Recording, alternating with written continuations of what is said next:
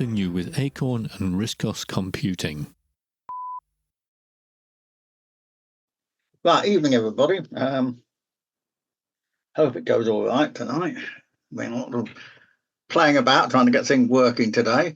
I've got more machine connected by VNC tonight than I've ever done before, so hope it all goes well.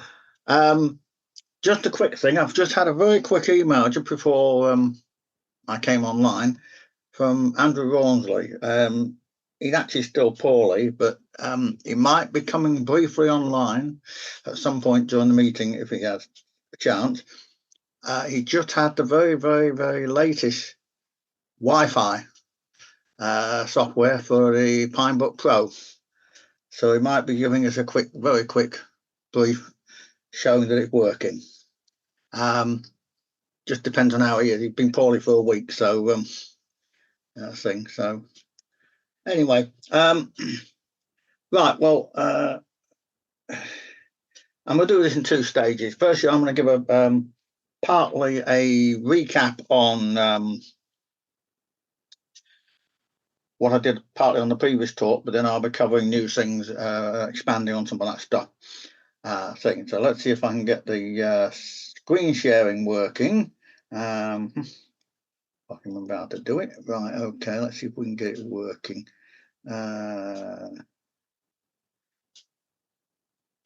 Oops, did I do that? Okay, try and do that one. Right, okay. Share that one. And of course it's gone right over the top of the icon I want to use. Go on. Oh, well, I'll have to do it down that way. Go on, that's it. Right, it's out of the way now.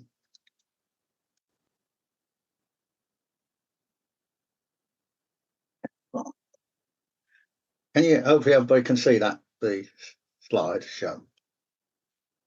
That's fine. Yeah, okay. Not seeing anything else, are you? Not seeing the pictures of the people? We're not seeing all those naughty photographs you've downloaded. Oh, right, that's okay then, that's all right. They've been hidden away. Yeah, basically, oh,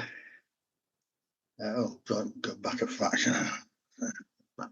Yeah, I did the last talk turned out back in July 2022. I didn't realise it was that long ago. Basically, tonight I'm going to look at some of the things that have been going on since 2022 and a bit more of a look at some of the supplementary programs that come with Impact. Just to give a very brief history for those who don't know, Impact originally started as Impact Pro, Impact Lite, Impact Major, and was produced and sold by John Skingley of Circle Software. He then got CGA Micro to take over marketing it for him. And then in 2003, Matthew from Synomony took over development and marketing of the software and has since then greatly expanded its facilities and added additional programs such as email to work with the main Impact program. The software that comes in the dip download, there are 4 programs. Impact, the main program itself, the database, Impact Email, or email is it called, LabPrint and DrawPrint. You can actually purchase DrawPrint and email separately if you want, but they come as part of this package. You also get some sample databases as well. If you want, you can try it before you buy. You can get a demo version, which so you can try out some things, but you can't save records and databases. It's just like a test thing. You need a license to get it. So apologies if I'm looking slightly to the side because I'm looking at a bigger screen on the side of the laptop. Some of the things I'm hoping to show you are creating a database, adding another linked database card, so linking 2 sets of databases, and amending an existing database format and layout, adding photos or scanned images to a database and the options you have, and how databases can be stored on another device and accessed from another machine. Merging data to Ovation Pro, using email and converting Ovation Pro attachment to PDF, which I use quite a lot now for things like membership, sending out the membership renewal forms and what have you, and invoices for the show. You can also export data in various ways. Then also take a look at IMP's very powerful scripting facilities, and I'll show you some of them and explain how they work as part of the tool. You can do label printing either separately or as part from within the database, and you can do some exporting to draw. And a bit of a look at draw print. So you can, with draw print, you can either say you've got an AO document, you can actually get it to print out an A4 sheet to make up an AO document. To be honest, I haven't really used draw print that much. I think I've used it twice. But it's a useful facility if you need it. You can make up your own banners or whatever.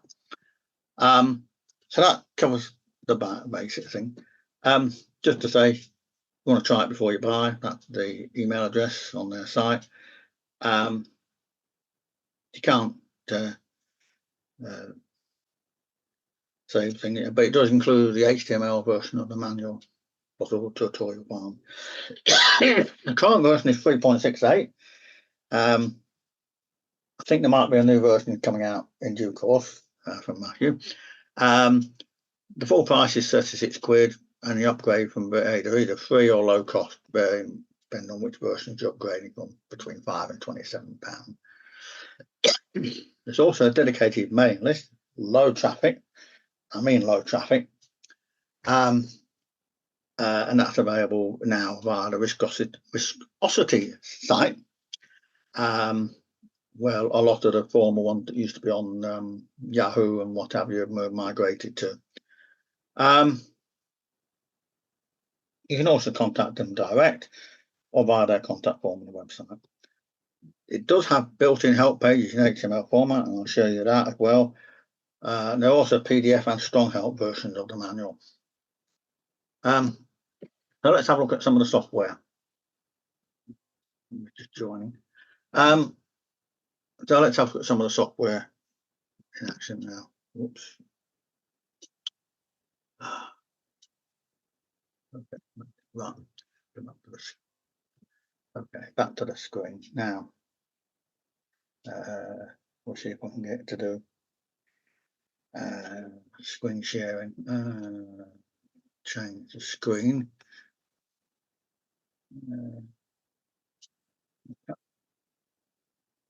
Share this one. Right. You should be now seeing, we'll just come on, a lot of emails coming in. You should be seeing my 4TE2 Raspberry Pi 4, Raspberry Pi 4B. As I say, I've got Impact, which I have loaded up by default every time I start the machine anyway. I've created 4 demo databases here of thing, but the ones below there are actually the demo database supplied by Dynamony as part of the package. Just to show you some of the things, this is the Wakefield one. It's a dummy record. There's only one record in it, just thing. But as you can see, there are lots of icons across the top, and as you can see, I've got various buttons on here which are actually have scripts behind them. Now, you'll see the renewal ones here. Those 4 are pretty much no longer in use anymore because of the changes that got done to Impact last year with the assistance of Steve Fryatt working with print PDF. So you can now convert the Ovation profile to PDF on the fly. Where you used to have to do it as 2 separate stages. I used to have to create the Ovation Pro merge document, then convert it to PDF, and then send it out. Now I don't need to do that. If I, just to illustrate the point, well, first of all, actually, have a look inside it. Hopefully it'll work. I have here a script to send the email renewal form out. I've just right clicked on it. So with the holding down shift and right clicking on it, you can open up the script on the live thing, and you can actually amend it if you want to. You can see here what it's doing. It's selecting the PostScript printer, PostScript 3, then say I'm going to merge it to email, and I'm going to load a document, a Richmond Pro document called a renewal email. Sorry, that's the email document, I should say. Then merge a document from that and thing. So I'll show you what happens when I do it. Because, well, no, hang on. Before I do that, let me just show you what the document is.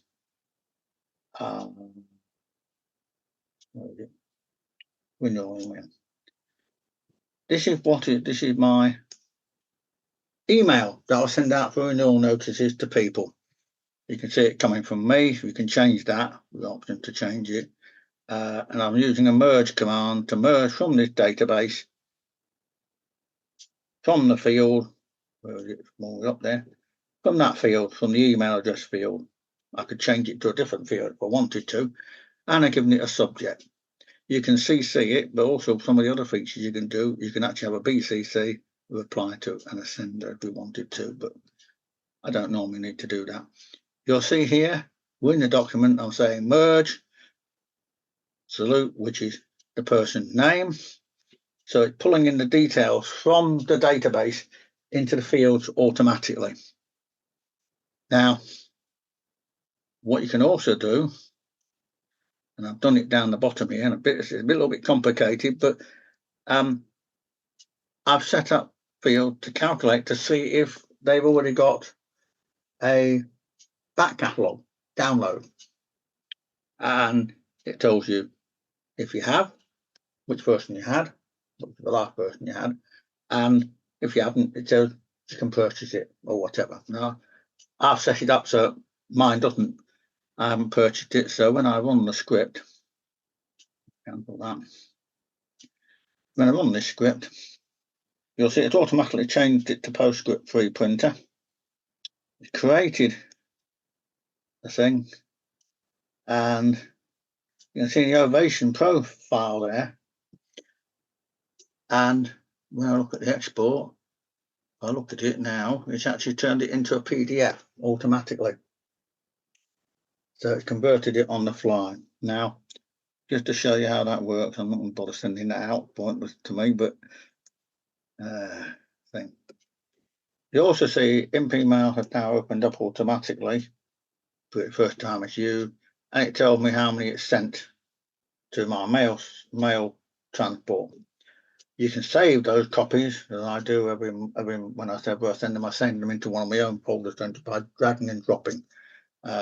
If I clicked on that, you see I can just drag it onto, well, I'll send it on to drag onto there. I'll drag that onto there, drag it onto there. Yes, it wants me because the file already exists, but it'll merge it automatically to the thing. There you are, see it there. I don't really want that anymore, so I'll get rid of it. You can also clear the copies. In case you've done one batch, you want to do a different batch, keep them separately to save somewhere else, you can save that. You can also view the log, which will show what you've done. And that gets cleared every time you restart. If something goes wrong, it tells you and it gives you a log access. Now, just to show here, I've set this up to use ROCC, that's what I called the file, but you can actually edit it. And the important thing is this mail merge button. When that's ticked, it tells print PDF to effectively convert the version part to a PDF. If you have that unticked, it won't do that. If it cannot find it for some reason, I've relocated it, I've set it do not send the email, so it stops it and aborts trying to do the work. Can obviously change it, and in fact you can actually have more than one attachment. Look there, you can have a new attachment, you can remove it, you can clear the selection, and that's pretty much it. So that's how I'll send that one out, and the same thing for the others will work as well. All work in a similar way. Right, hold down the shift key. Oops, one moment. I meant to send that, click the wrong key.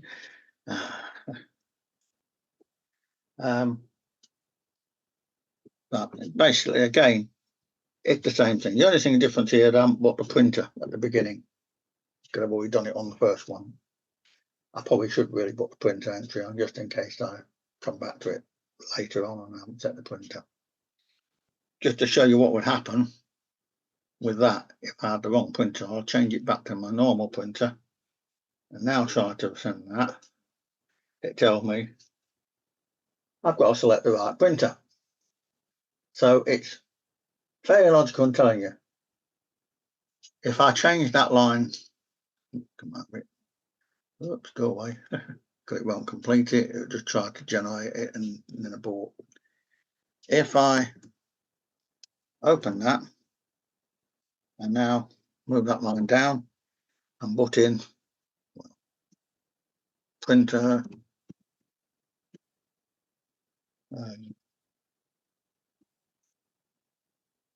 using a different keyboard to my normal one, so it's a little bit like that.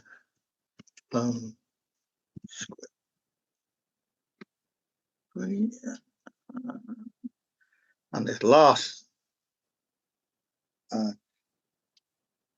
letter is important. That is like a line return. You haven't spelt it right. Sorry? You haven't spelt it right. You put Yeah. Save that. Now I've updated this one, which you saw previously didn't work. If I now try it, it now works.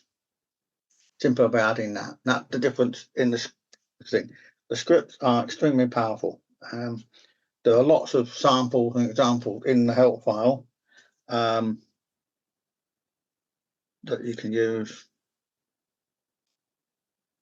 I'll close those down, don't want more of them at the moment.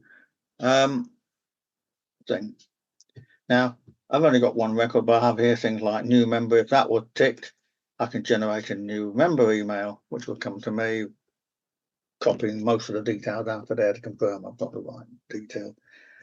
Email receipts, if somebody paid their bills, pay for their membership renewal. Oh, I'm getting an email sent to me. Then it goes through all the ones that have got a tick, and would generate emails automatically to say you've paid. One of the things you can use is the search box to say I want to get rid of that. Now I'll just make sure I've actually saved it. I haven't got a little star there to say I haven't saved it.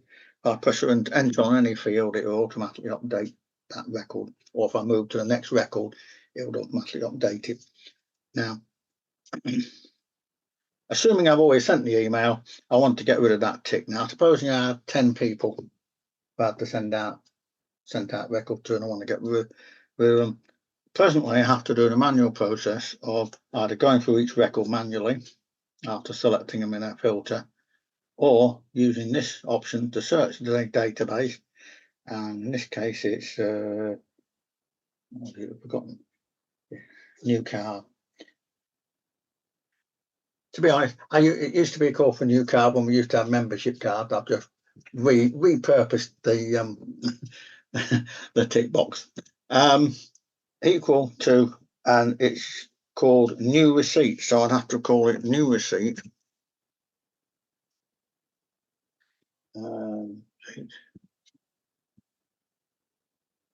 And if I either do it as a display table and search, it should just find the one record, which it does find the one record. the dummy record at the moment. Oh, better. But I can, instead of doing a new record, I'll just say I want to replace it with a blank. Basically, it turns the tick off. So I go through replace all. It goes through the database and said I found one. I've updated it. You can see it removed the tick. In some ways, it'd be useful if I was instead of having to keep doing that, if there was an option to pick from regular used search options thing. It's probably the most common one I have to use is that one, because I have to keep going through, and especially next month, well, end of April, we get a very large number. I'll probably have to go through about 30 or 40 records. So it can be very useful. You can actually do a calculation on it, but I don't think I've ever had to use it that way. That's just some of the basics. I can even email a user. I send an email, just opens up a basic email. I can send an email to a person by clicking on the send, and that would go out. So I can edit. Basically, it's a basic empty email which I've got as a template that I can send out. Again, that's very easily. I open it up, merge and pair, open up direct email. It's one script I have got. I'll show you the folder with all the scripts in a minute. This is all handled by linking with email, all these examples. Now, you can only see the main page here, but I have other options. I have back catalogue orders, which opens up another window, so I can tick one and it'll be used in the record when I generate certain emails. I've also got things like notifications, and here I've got various things: notify the editor of a change of email, new member. These generate emails. Issued published is another window, which is for the magazine articles that people send us and get published in, and we will tick off the months they have, and then use this field, changing it to say February. And then when I say notify them a membership extension, you'll get one extra month membership. That would automatically pull the information from this part of the database. So they're all linked, pulling information in from various sources. Now, got a lot of the icons here. Various ones, obviously, that just takes you to the start. If we have more records, you'll have more records moving backwards and forwards. Here you can copy a record in. About to make a copy of the current record. So basically, I've just made another record. Oops, that's it. Yeah. Yeah,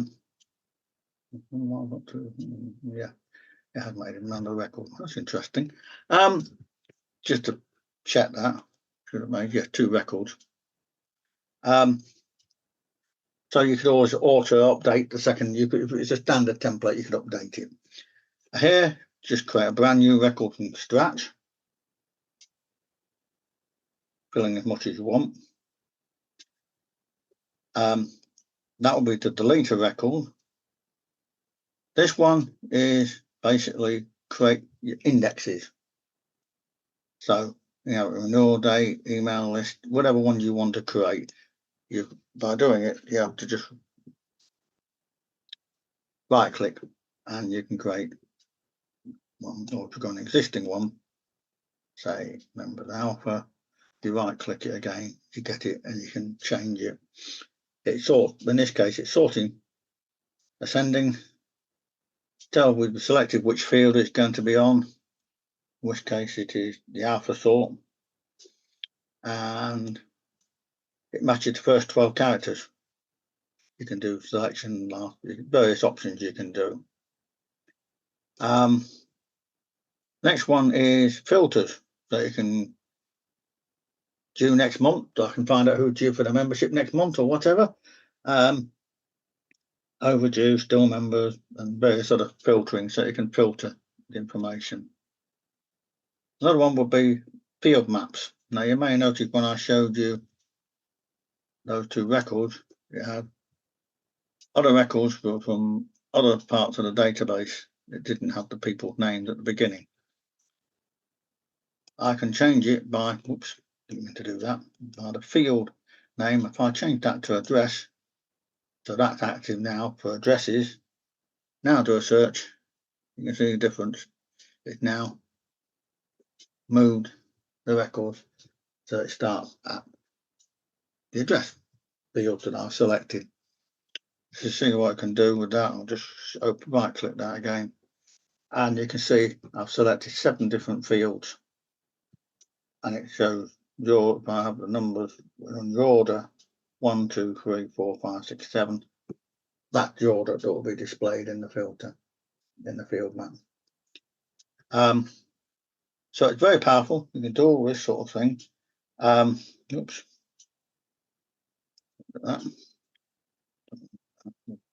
Anyway, so that's some of the basics. Now going through the other thing, you can export multiple records or a single record in CSV, do different formats, plain, TSV, TSV, CSV. I tend to use CSV Excel, which is what I've set to default. Export the field names, you don't have to. So you can see all the various options you can do. You can import as well. So you can stick a CSV file on there and sort out what you want to import based on various filters, creating your own filters. But none there. I haven't got one to import, unfortunately. So you may notice some have a helpful info thing. So click on that. It opens up the HTML help file and takes you to the relevant port, explaining what to do and what happens. As I say, the help files are extremely good. They've helped me considerably in solving some and learning some of the tricks and powerful facilities built within. Other things here are draw export. Now this is an interesting one. You can actually click on fields. I'll just click on those two. And if I wanted to, I can export them to a, well, let's open edit. I can now drag all that lot into edit and it's copy all the fields into a text file. So it's useful if you know sort of things you want to quickly take out. I don't often use it that way, so I do it from other ways, but it's one of the facilities that's there if you want to use it.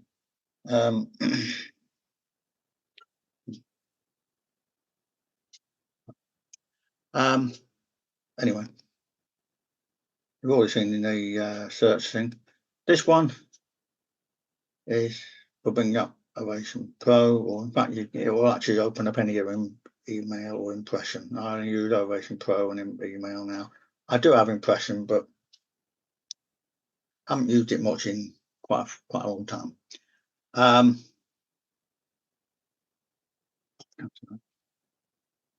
There is a separate icon for thing. I'll show you all those icons in a minute. It doesn't show all the icons here.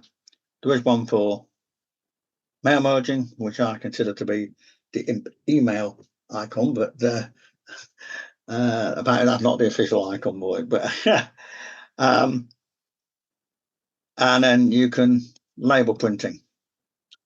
Now, and you see it's already opened up label printer icon down the icon bar there. So you can do things either directly from the icon bar, or you can do it, say, from merge. So if I wanted to, I'm using one of the standard Avery things there, 3x7. You can take a selection from thing and create your own as well. Shrink the text, in case it's not using, or shrink the text to fit the label. And the copies of each label, I can do a preview here, and hopefully it'll wake up. That's better. And you see a label with the thing on. If I wanted to make multiple copies, I could do 21 copies. It would only show me the one there, but if I printed it, I'll make sure I printed the postscript. I can print it, or you can save it. You can start, if you want to start partway down a load of labels, you can change the position so it starts down the label, so you're not wasting labels. I've done that. I used to do that quite a lot at one time when we used to send out all the newsletters. See what happens when I print it. Before you open up, yep, it opens up in email. I'll put that onto Randers.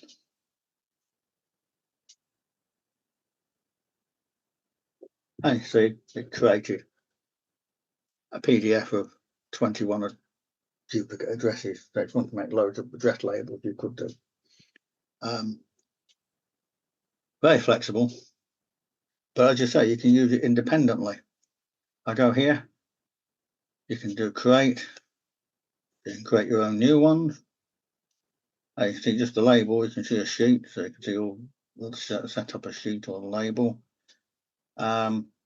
You can also, where is it? Choice, I think it is. You can set which is going to be your default label. If I go, oops, don't want that. If I go print, it'll probably go.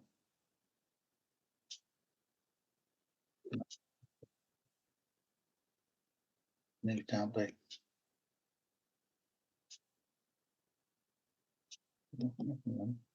Oh, right, print that. Okay, yeah. I need to drop a CSV file. Sorry, I forgot. I haven't done the CSV file. But again, you can do it separately from the thing. One other thing you can do, now, not going to work on this postcode, I don't think. Let's see if I'm bought proper postcode in. Yeah, well, we have postcode in. Save that. It will also, if you put the right script in, which is fairly straightforward, and is available on the website, there's an example. That's it. It looks to see if there's a postcode and uses URL to go opening up and enter it up. So if I now fire it up, hopefully it'll fire up. Yeah, opens up RISCOS SM and puts the thing. So you can use it wanted for that if you wanted to. I've got things like owned computers and things. You can do all sorts of things with it.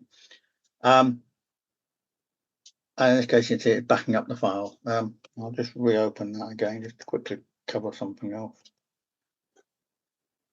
Yeah, that's the backup one. Now, if I click on that, you can either back it up somewhere else to a specific location, if not in the default location.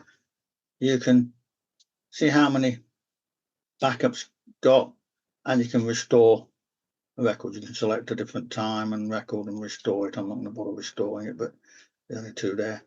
And that's the setting on my default that I've set up for saving the thing.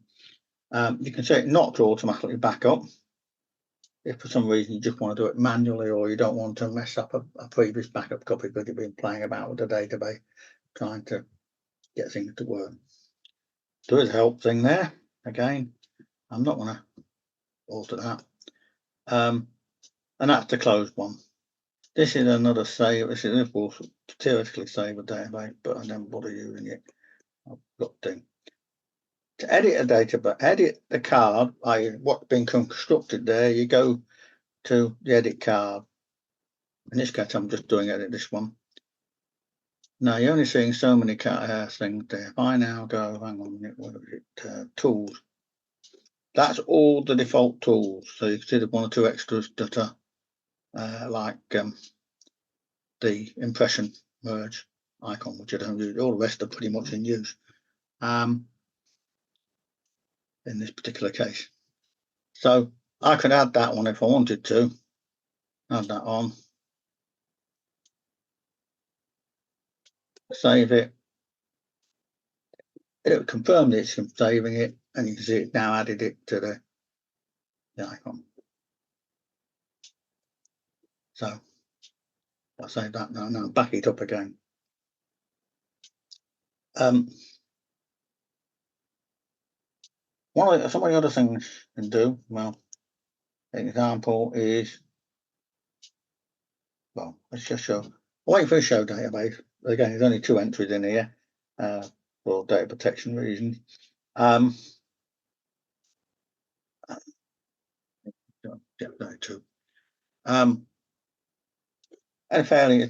This is actually a very, very old database.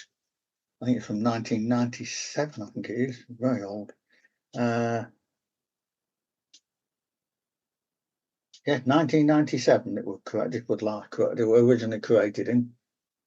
It was partly done by the late Mike Wilson.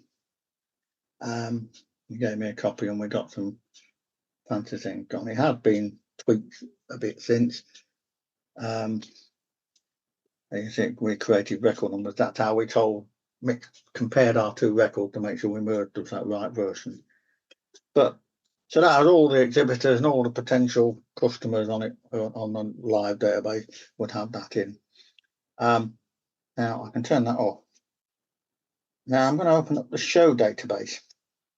Now this is relational. It connected to that show. That one I was showing you. You can see Wakefield show there is also ticked.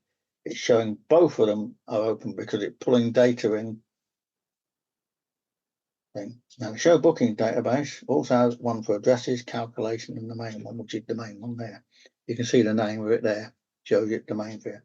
I push on addresses, it'll bring up another window with details that have been pulled from the other database, but I'm not allowing to be edited because I don't want to edit any of that data. You'll notice that the company name here, RISCOS, is actually imported thing. Is also the foreign database link that links the 2 sets of databases, relational databases. Some of the newer things I've been doing is some of these icons here to try and make my life easier. And if I put figures in here, it will automatically update the relevant figures. So if I change the bill for our stand to say, I don't know, 1,500. Whoops, didn't want that. Make it cheap, 150. You can see it's automatically updated the relevant fields. If I change the number of backing panel, whatever, to it will update that, and so on. If I put a payment in there, it automatically updates the balance, etc. Again, all those icons are there. It backs them up, not necessary. One of the things that I did as part of one of the changes, and sent it out to my nominee as one of the examples, is generating the invoice for paying for the stand, basically, and other services. And this is a very complicated, well, fairly complicated script. I hijacked part of it from an existing sample database to learn how it was done, and then tweaked it to my specific requirement. But in the process, I learned 1 or 2 other little tricks. But before I do that, I want to add a new record. What I'll do is open that's a new empty card. If I click on that, it opens up a find box. Now I've got a choice of looking in the local database, which is the one we're looking at on screen, or the foreign database, which in this case is the Wake Show 00. Now, I know what I'm going to call it. It's charity. Press enter on it, and it's found the record in the other database. If there are more than one with a similar name, like RISCOS, you'd have to use the next and previous to find the one you want.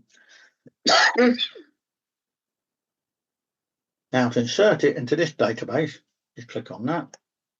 It now added it to that. So you can fill in the rest of the details. So,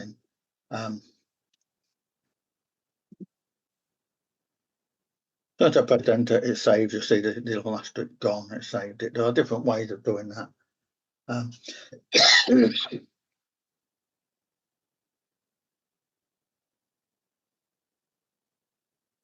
Now, supposing I want to send an invoice out to say, this is it, but I also want to save a copy of that invoice in the database. So I've got a record. Now, I used to use this old outstanding payment one, which would just generated an email and I'd have to manually save the files, etc. Thing, on the same invoice paid. But this one, if I open up the script, this is a little bit more complicated. Bits and pieces wondered.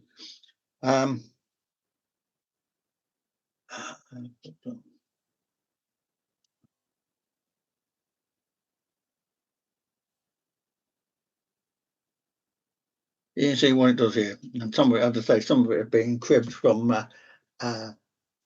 one of the sample databases, and I hacked it in. Basically, I want to say I'm setting up local variables, like you'll do in a basic program or whatever. And I've said this is document name, that's the database, that's what I'm going to call it. But I want to call, when I save it, I want to call it invoice number plus a space plus company from the company field plus dash stand number plus stand, pulling that from the field, using the reference as the file name.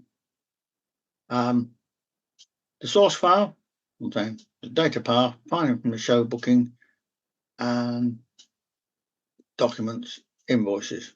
So within the database, within the thing, I'll show you that in a minute. And the destination file will be show booking in the letters folder and doc name, which is taking all that name and placing it as part of the document. It then copies it. In my process, it then merges that document using Ovation Pro, load the destination file using the variable again, merges it, and then fixes it. So it saves all the detail that I've just merged into a fixed copy of the document. I don't bother using that bit, not for me, not necessary. I'll say a macro, find the doc name, and I haven't used the print thing because I'm not printing it. But I've gone on to send the document, invoice, imp email, invoice, clearing it. I'll show you what happens when I do it. It will send an email to myself, and that's all right. Oops. Oh, sorry. Probably not putting a number in, so but probably doesn't help. That won't help.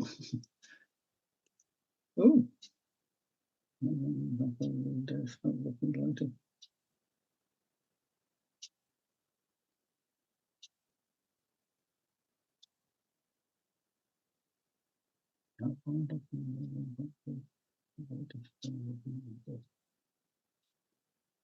Okay. Let me move this screen out of the way.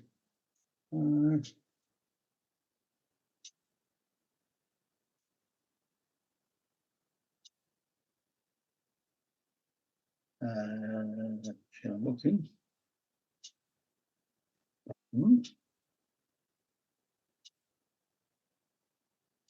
Oh, letters folder gone.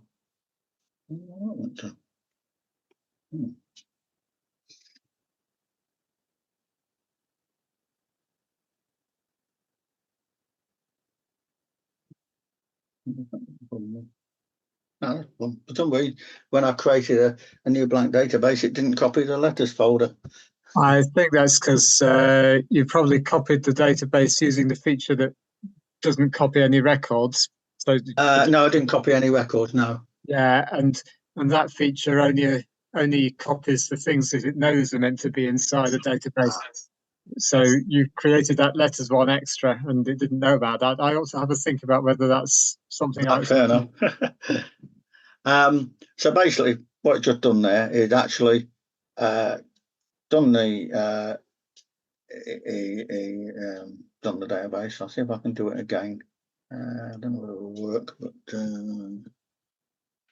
it might work. Oops. See if it'll work again. No. You see it created that thing. It's now created an invoice, sending it out to me, which will come to me in a minute. Thing. Now you may remember when I said that script, it was creating it called the company name, stand number, invoice number, the script. I now go to the display script. There it is. It is now created. It's saved a copy of the Ovation profile, not the Pro PDF, just the Ovation profile, and it's given it the ROCC, stand number, etc.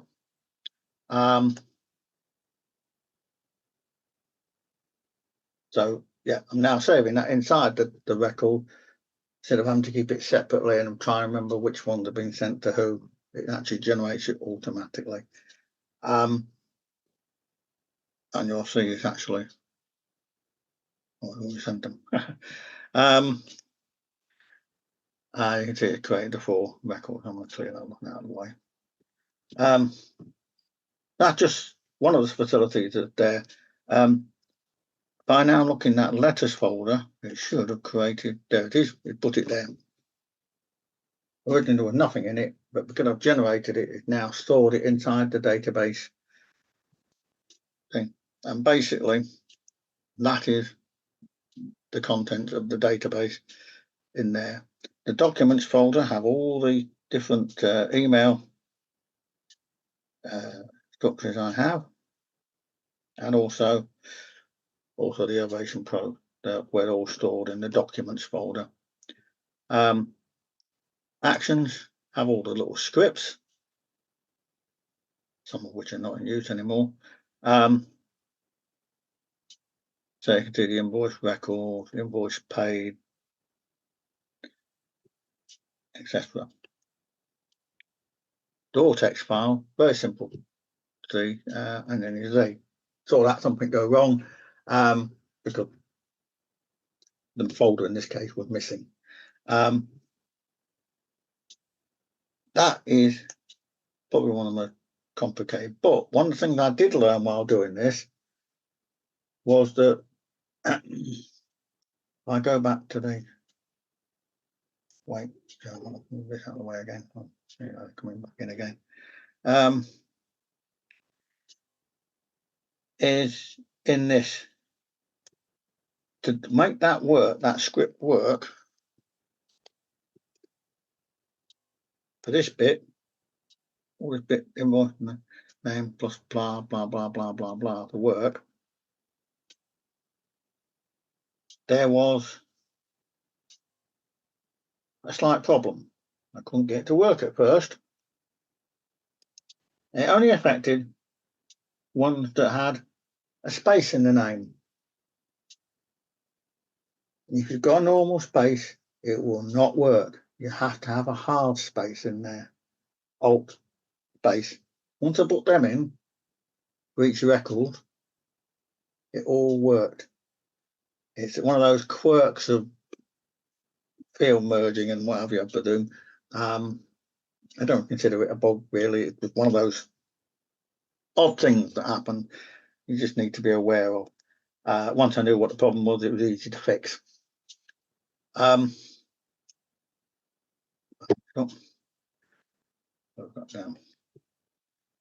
one of the things that I've also been doing relatively recently is creating a database. Oops, didn't want to click on that. What I can do in a minute, I'll put that in a minute. Is a railway cover. Now I'm a stamp collector, but also collect railway event catalogue thing. I've got hundreds of other things. And I decided to create a database for keeping track of them and recording them. This is an older version of the database, I should say, because I've been trimming it.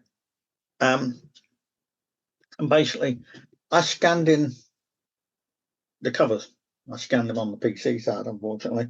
I can do it on the RISCOS side, but the colour doesn't seem to be quite right, as I tend to use on the PC side with an Epson multifunction printer.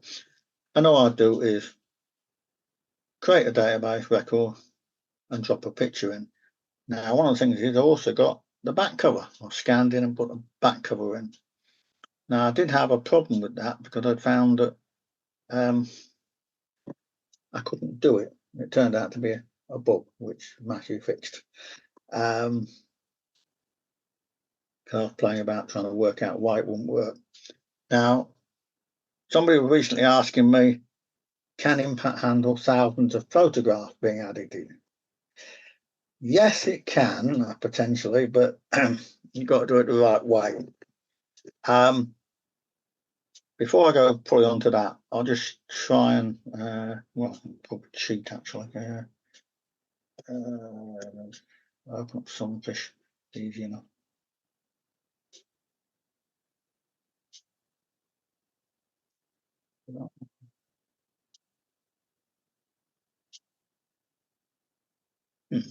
I'll wake it up on this one.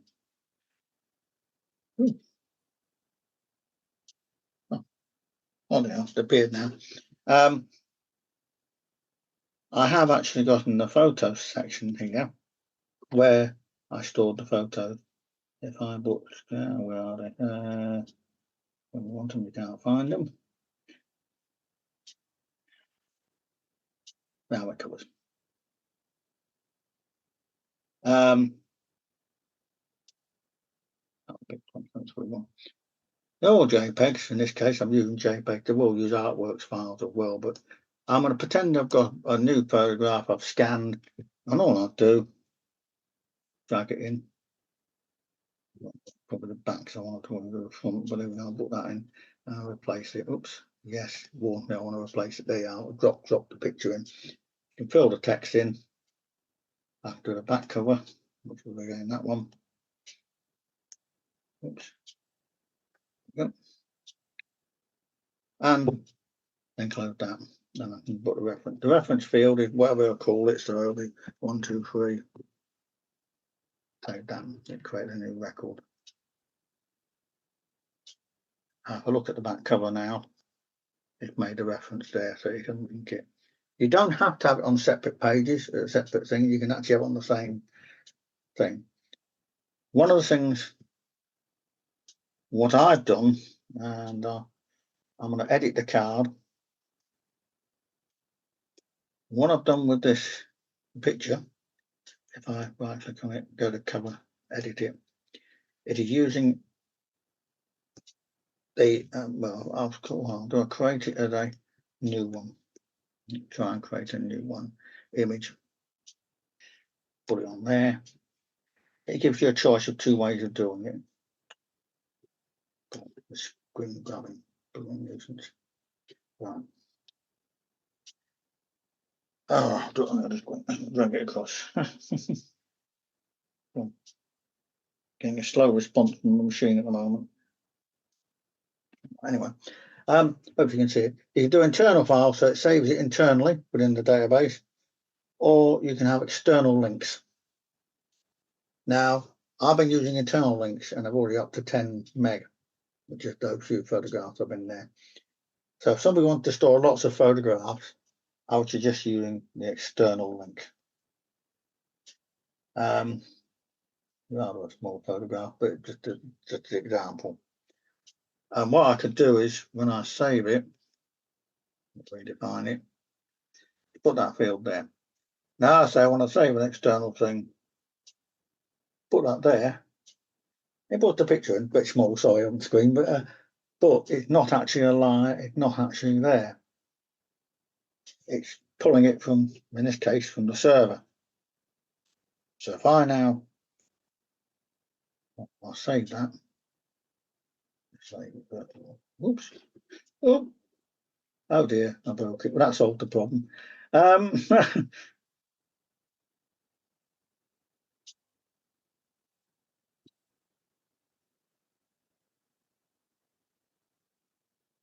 Right, I've saved it now. I quit. I'll try and go back into it. It should. It's lost the connection, but it's not actually put a symbol up. It normally puts a symbol up to say that it can't find the file because it's an external file. So if you move the files you've saved into it, you lose the link basically until you find them again. That's the only disadvantage of them. So there's more than one way to do it. The person was asking wanted to put thousands of photos in. The probably best bet would be an external thing, as long as you remember not to go moving the pictures around. I may switch to an external ones as well, but at the moment I'm doing internal. So that gives you some ideas of some of the stuff that you can do. Essay thing, just to go look at email, which you can get separately. Yeah, you don't help thing. Status is this that pops up here to show you what's going on, what it's doing. You can set choices, so you can send it direct to a specific SMTP server to send out to separate one outside.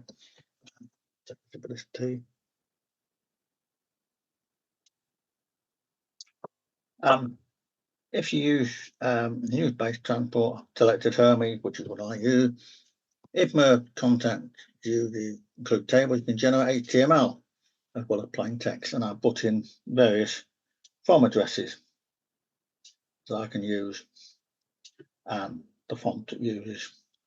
Now,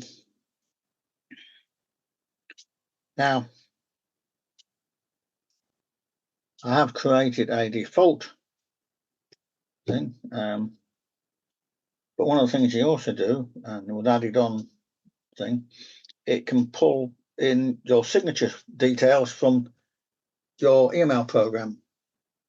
So I've got my two views as well, don't use Postmaster, but so I can use different addresses, meeting organizer, and it automatically put that on. And you can save that if you want to do. I want to save that. Oops, somebody else there. No, I don't want to save it, so I'll discard that. Just if I go back to the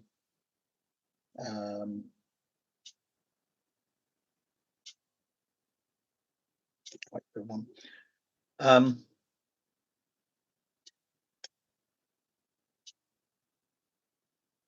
The within here,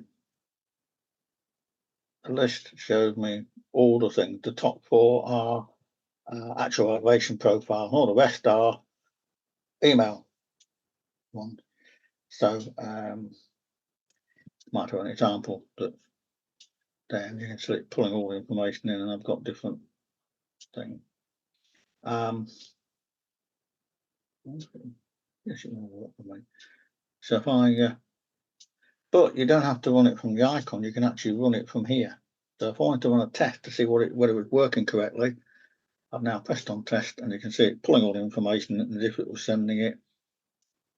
And there you are, see it done that. You haven't had the back catalogue, but you can edit it at £5. It pulled, it analysed that information from the thing. Clear it. It goes back. Want to send it, you can do that. I've never bothered using fix.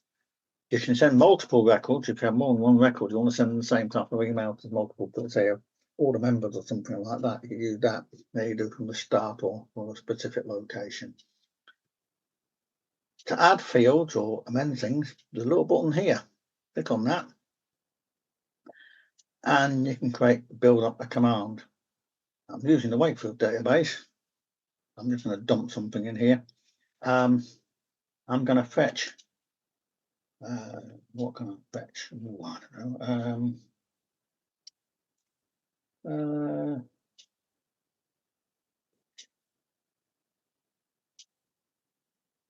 form. Now it's created it, so open your index, database, Wakefield, fetch the form. All I will need to do, and I'll move this to the top so you can see it. I'll look down a couple of lines, drop that onto there, and it's created the merge. I now test it. It's added there, yeah, added form member.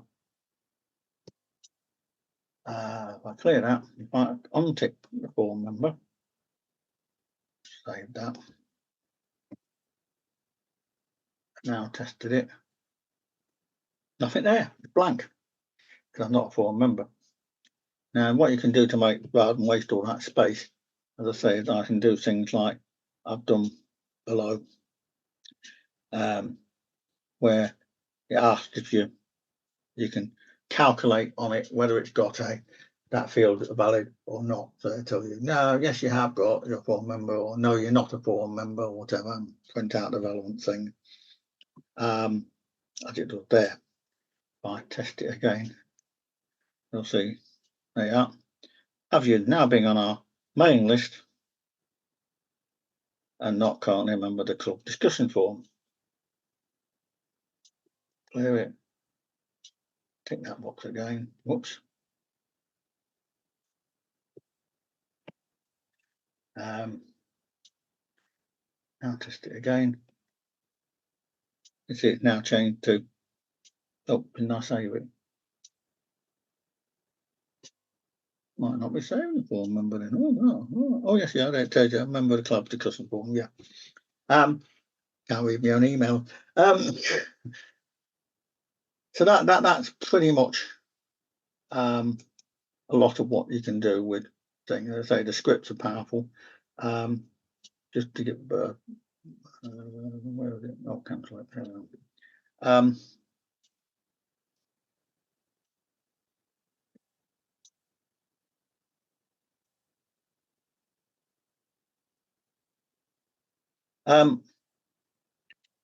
Off the main icon, if you left click on it, it opens up the list of the databases. You see my four example databases, and then the example ones which you can play with and alter and pinch ideas from and all the rest of it. That's what they're there for, to get an idea what they're working. Also, you can back up all, close all if you manage to somehow accidentally click on the close button on the normal icon and not actually close the database. You can import, you can create a new database and still go to the database that way. There's the help file, but also let's go to choices in a minute. Here, these are the global choices. You can have them for individual databases as well, but here you've got all the various global default choices. And you can see the ones that automatically update the database when record updating, save a record when you press an enter key, which you told me doing, but you could just use it to move to the next icon or so on. You can have it open up a default, an index, specific index for you. I think that's more useful on a per database basis, but you can do it globally if you want to. Display the first record, last record saved. I've used them on the default. Now, one thing you can use, you can actually blank the record, especially if you're in a public place. You can blank it in case, for data protection reasons, supposing you're using it at the show, you can have it so it blanks the records for after 10 seconds or whatever to make sure nobody can see private information. In backups, you can warn auto, or no, I tend to have automatic, but I'll show you something else in a minute where I've turned it off, and you can time it. Table display, resize all column. Now this one is interesting. Two-level database. You don't have to all store them inside the impacts user data folder. You can have them in different locations. And thing, you can have a two-level database. Now I'll set that so rather than save it. Now you may remember I showed you when I left-clicked on the thing, it opened up all the database list. This time, by opening it, it now opened up just the two entries with user data and sample data. So you could actually have more locations. So you wanted private database in one location, club database in another, and different places, or somebody for Joe Blog, somebody for Henry Daly, or whatever. You can save them. I never really used that, but it's actually quite useful. The other thing in choices is when creating database, you can set up the placement grid. You can turn the grid on, or you don't. I tend to not bother using the grid. You can also set the default export in case I've set a CSV, and also nowadays add on CSV or text so it can be put on the PC or whatever you want to. You can have an enable partial thing. Now, apparently, new people with the current version of the thing, it's automatically turned on. But because I've had this database for a long, long time, it's not turned on. I ought to turn it on actually. I've also dropped. You can drop default merge documents. You may remember I showed you a merge document with a default email one. Well, that's where it is. If I double click on it, they are opened up the default one, which I saved previously. The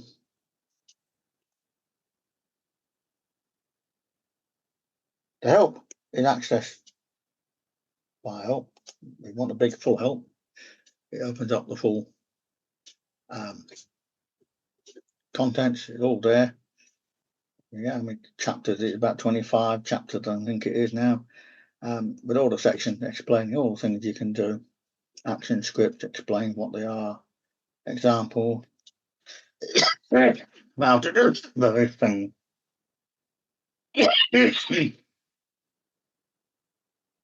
So, all comprehensive information there. Very helpful. Now, one of the other things you can do is, although it's not a network app, in other words, only one person can access a database at a time, you can actually use it across the network. You're allowed to have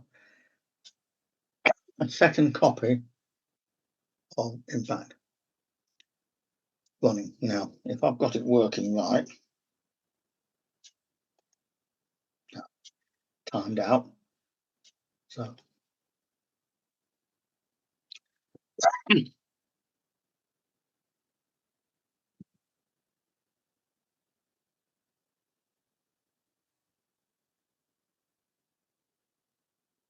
right.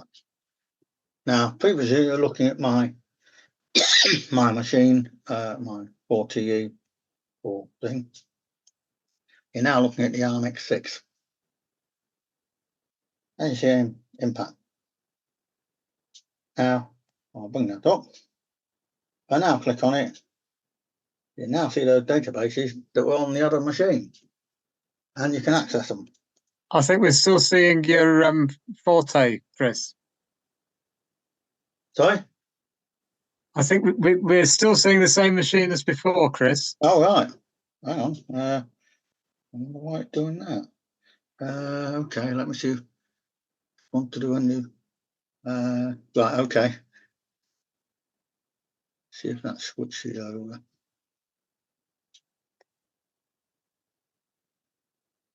Has it switched to the other machine now? Yeah, that's better. Yeah, that's it. Right, okay. Sorry about that. I hadn't realised I was using the wrong screen. I was not using the main desktop screen. So yes, I can launch it, and I'm accessing the database across the net, which is across ShareFS.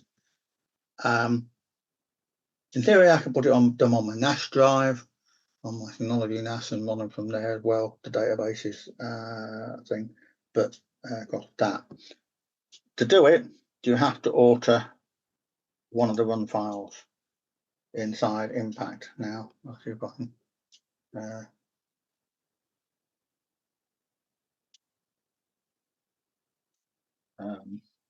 Actually, I didn't have long to do anything. That's why. Interesting, it was working.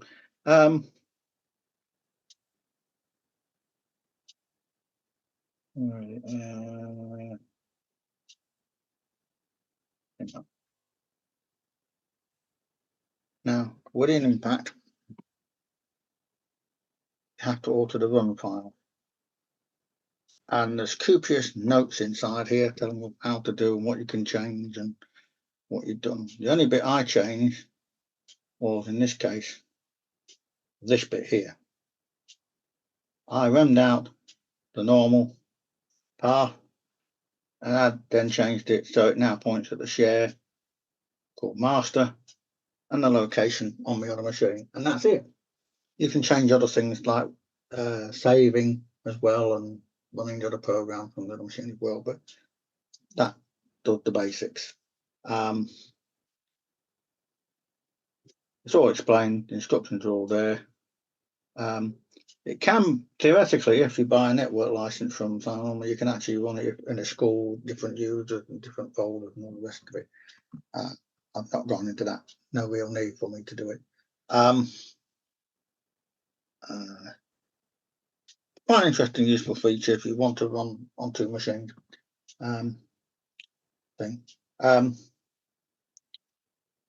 only thing I haven't really, I'll just change back to the other screen.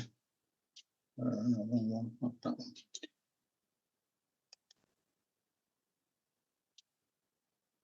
Hopefully now back on the 4TE. One thing I haven't really shown is creating databases. Well, to draw print. To create a new database, you can create that and just create a new one, putting all sorts of stuff on, whatever you want to do, images, internal, give it names.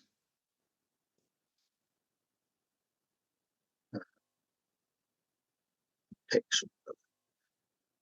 Oops. Person right past. Pics. Wait. You can put borders, different type of borders on. Which, and so on. It puts a default group of icons on, etc.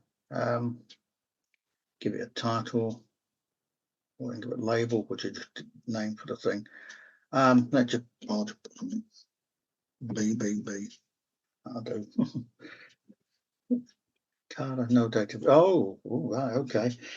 All right.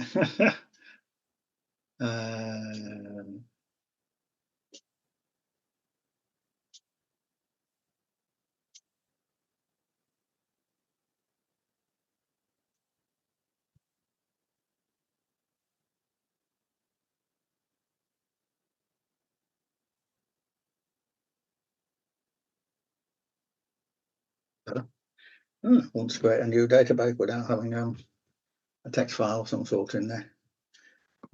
So anyway, so that's a very silly little startup example, but one of the things you can do, I haven't got a, since I haven't got a thing. Now, where is it? Yeah, I'll choose this one. Supposing I want to make a new database out of this one, or use it as a template, basically, you can menu over it, copy database. Now, if I click on that down now, it automatically it knows the path to where the database is saved. Click on that, it adds it onto the path. Now you can include the records, or you can just have the documents. I'm going to remove the records and just save the documents. If it doesn't do any, but save that. Can I copy the structure over the original database? Oh, sorry, I forgot to copy, change the name, didn't I? See, it won't let me do naughty things. Which is good.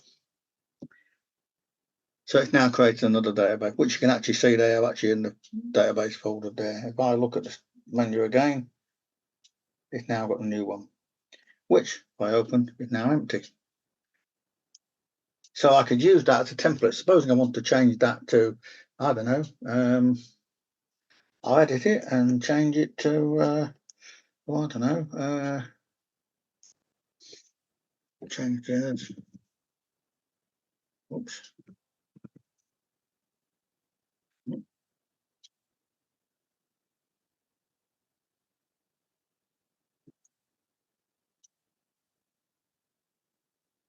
And I can rename it as well, but I'll save it first of all. Yes, I can actually just rename that database. I'll save it. Quick and naughty way to do it is rename it.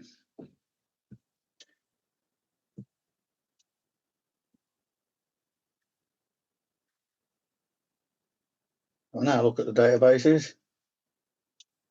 Oops. It's there. Just opened up another database just by renaming it. It's the same basic thing as I want for another series of covers. So I just reuse it. Give the option. It's all there, all copied across, ready for me to use. I've just created another database for my other covers now, with RAF covers, and so on. Create the basic same template, so it gives you flexibility. Now, one thing I haven't really covered is draw print. Now, hang on a minute, I'll go back a level. There we are, draw print. Draw print, as I say, you have choices. You know, the signs at the original size of one page, you can mirror image it. Paper orientation, scaling, and various other options there. Don't know whether I've got anything I can put on it. Let's think something I can put on it. Here's a draw file, really. I don't think I've got a draw file available. Oops. Don't think I've got a draw file available. Don't think it'll take a. Will it take an artworks file? No, it shouldn't do. Just draw. But if you open the table in Impact, you know, table with Oh, that's an idea. Yes, yeah. and then do print from there, it'll Yeah. give you it, won't it? I think. Yeah, that's a good idea. I mean, obviously you've not got many records, but you've probably No. got enough width to demonstrate it'll do useful things. Yeah. So export a draw. Yeah, table. So yeah. Yes, you can export. Yeah, that's one of the things. In tables, you can do all sorts of things with it. I meant to say, you can find the duplicate, change the title, export the draw file. Or just if you do print, actually, the final one, it puts it into draw print in reality. Oh, right. What it does. Well, I'll save it. One doing it. Yeah. Draw file, and then that. Hopefully, we'll gruff onto there. And there you are. So you can adjust it. And you see it's too wide to go on there, so you can scale it. So I want to bring it down a bit. I don't know. There you are. It's expanding it across. More page setup options. You can set up the various options, page numbers and margins and all the rest of it. Print cut margin, so you can see where to trim, so you can join it together. You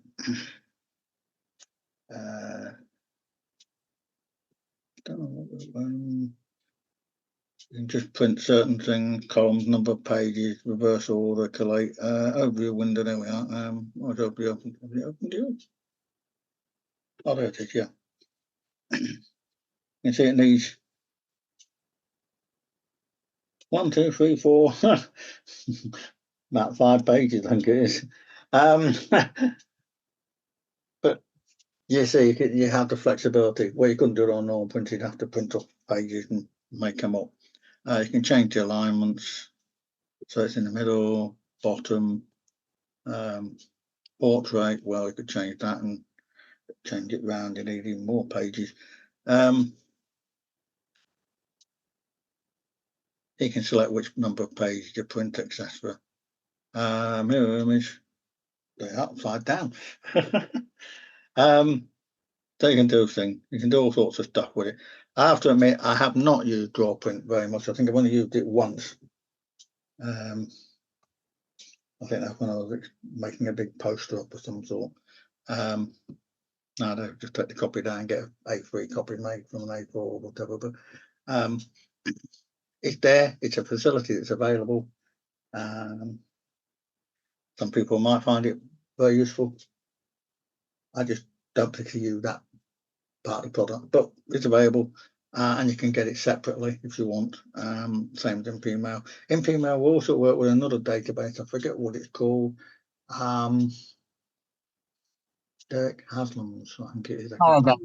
Powerbase. Thank you. That's the one I can't think of. So it can be used with another one, but it's primarily intended to work with Impact. And you can just load CSV files into InPmail as well if you want to. So you can do mail merging from a CSV file, which might be exported from anything really. Right. So I think I've covered pretty much everything I want to be able to cover. When we've got any general questions, I'll try and answer them.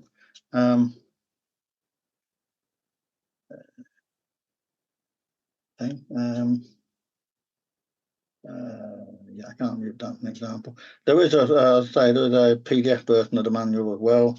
Not sure where one this is. 367 slightly out, but things. So you get all those programs, and yeah, you do need a license key to when you get a live one, whichever so often they update. Could have been some bigger changes, but I've used it for at least since 1997 in some form or other, so I've used it quite a bit, and I wouldn't be without it nowadays. You saw my personal list of databases, about 30 odd databases of one kind or another. And that you can password protect the database, by the way, but if you forget the password, forget it. You ain't gonna get in it again. Just after the matter thing, the 4TE came with Data Power Home. I actually had a quick play with that. But the way I cover, got a wrong problem with the backup. And just to give you an example, oops, not there. Like a thing you can do it. You can do it with that, but I found it easier to do it all with Impact. Much more flexible. I've got notice. So, if anybody's got a general question to want to ask, fire away. No? Oh, well. Must have done something right. Yeah, it seems to me like you can do the database a couple of different ways, can't you? You can start off with just a simple field and then sort of grow it. But also you can do all the linking. The thing I like from the look of it, and I think it's common amongst a lot of RISCOS programs, is lots of the things are just a text file to make something work. Because the program behind it's being made as simple as doing that. And I'm sure that some of these scripts would be absolutely terrible on the PC. I don't know because I've not used them, but those just look relatively simple to me. Well, that's an example. One of the example files, tutorial file, address database to give you some idea. And a thing you can do right to creating a new letter thing, and wanting publisher, which I haven't got running. You can do label, generate final letter, notes, pictures, and all sorts of stuff in there. You can theoretically still do call, make a call, but I'm not so sure it'll work much longer once we go all digital via IP. There won't be that facility available, I don't think, anymore now. The caller ID business, on that is all going. I don't have a landline phone anymore. Got rid of it when I went full fibre. Boy, do I not get any more spam phone calls. It's been nice and peaceful. Trying to flog me something. But anyway, so yeah, the example files are there. all the facility there, as I say. It is very flexible. The help files are superb. And of course, Matthew and Nat and Hillary are available for help if you get stuck. Thing. So, you know, and they have helped me quite a few times in the past, sorting out, trying to work out why certain things didn't work and what I was doing wrong or misinterpreting. So yes, it's been a useful experience, and I'll be carrying on using it. So if anybody else has got any questions, I think it's me handing over to oops. Oh well, no problem. Oh right, okay. I'll just close the database then. So right, I'll stop sharing. And I'll hand over to Peter. Right, so well, what it is as it says on the tin there. What we're going to look at is a number of different things along the way. The sort of connectors used, the signals carried, and connecting different signal standards, and then conversion leads and boxes of tricks.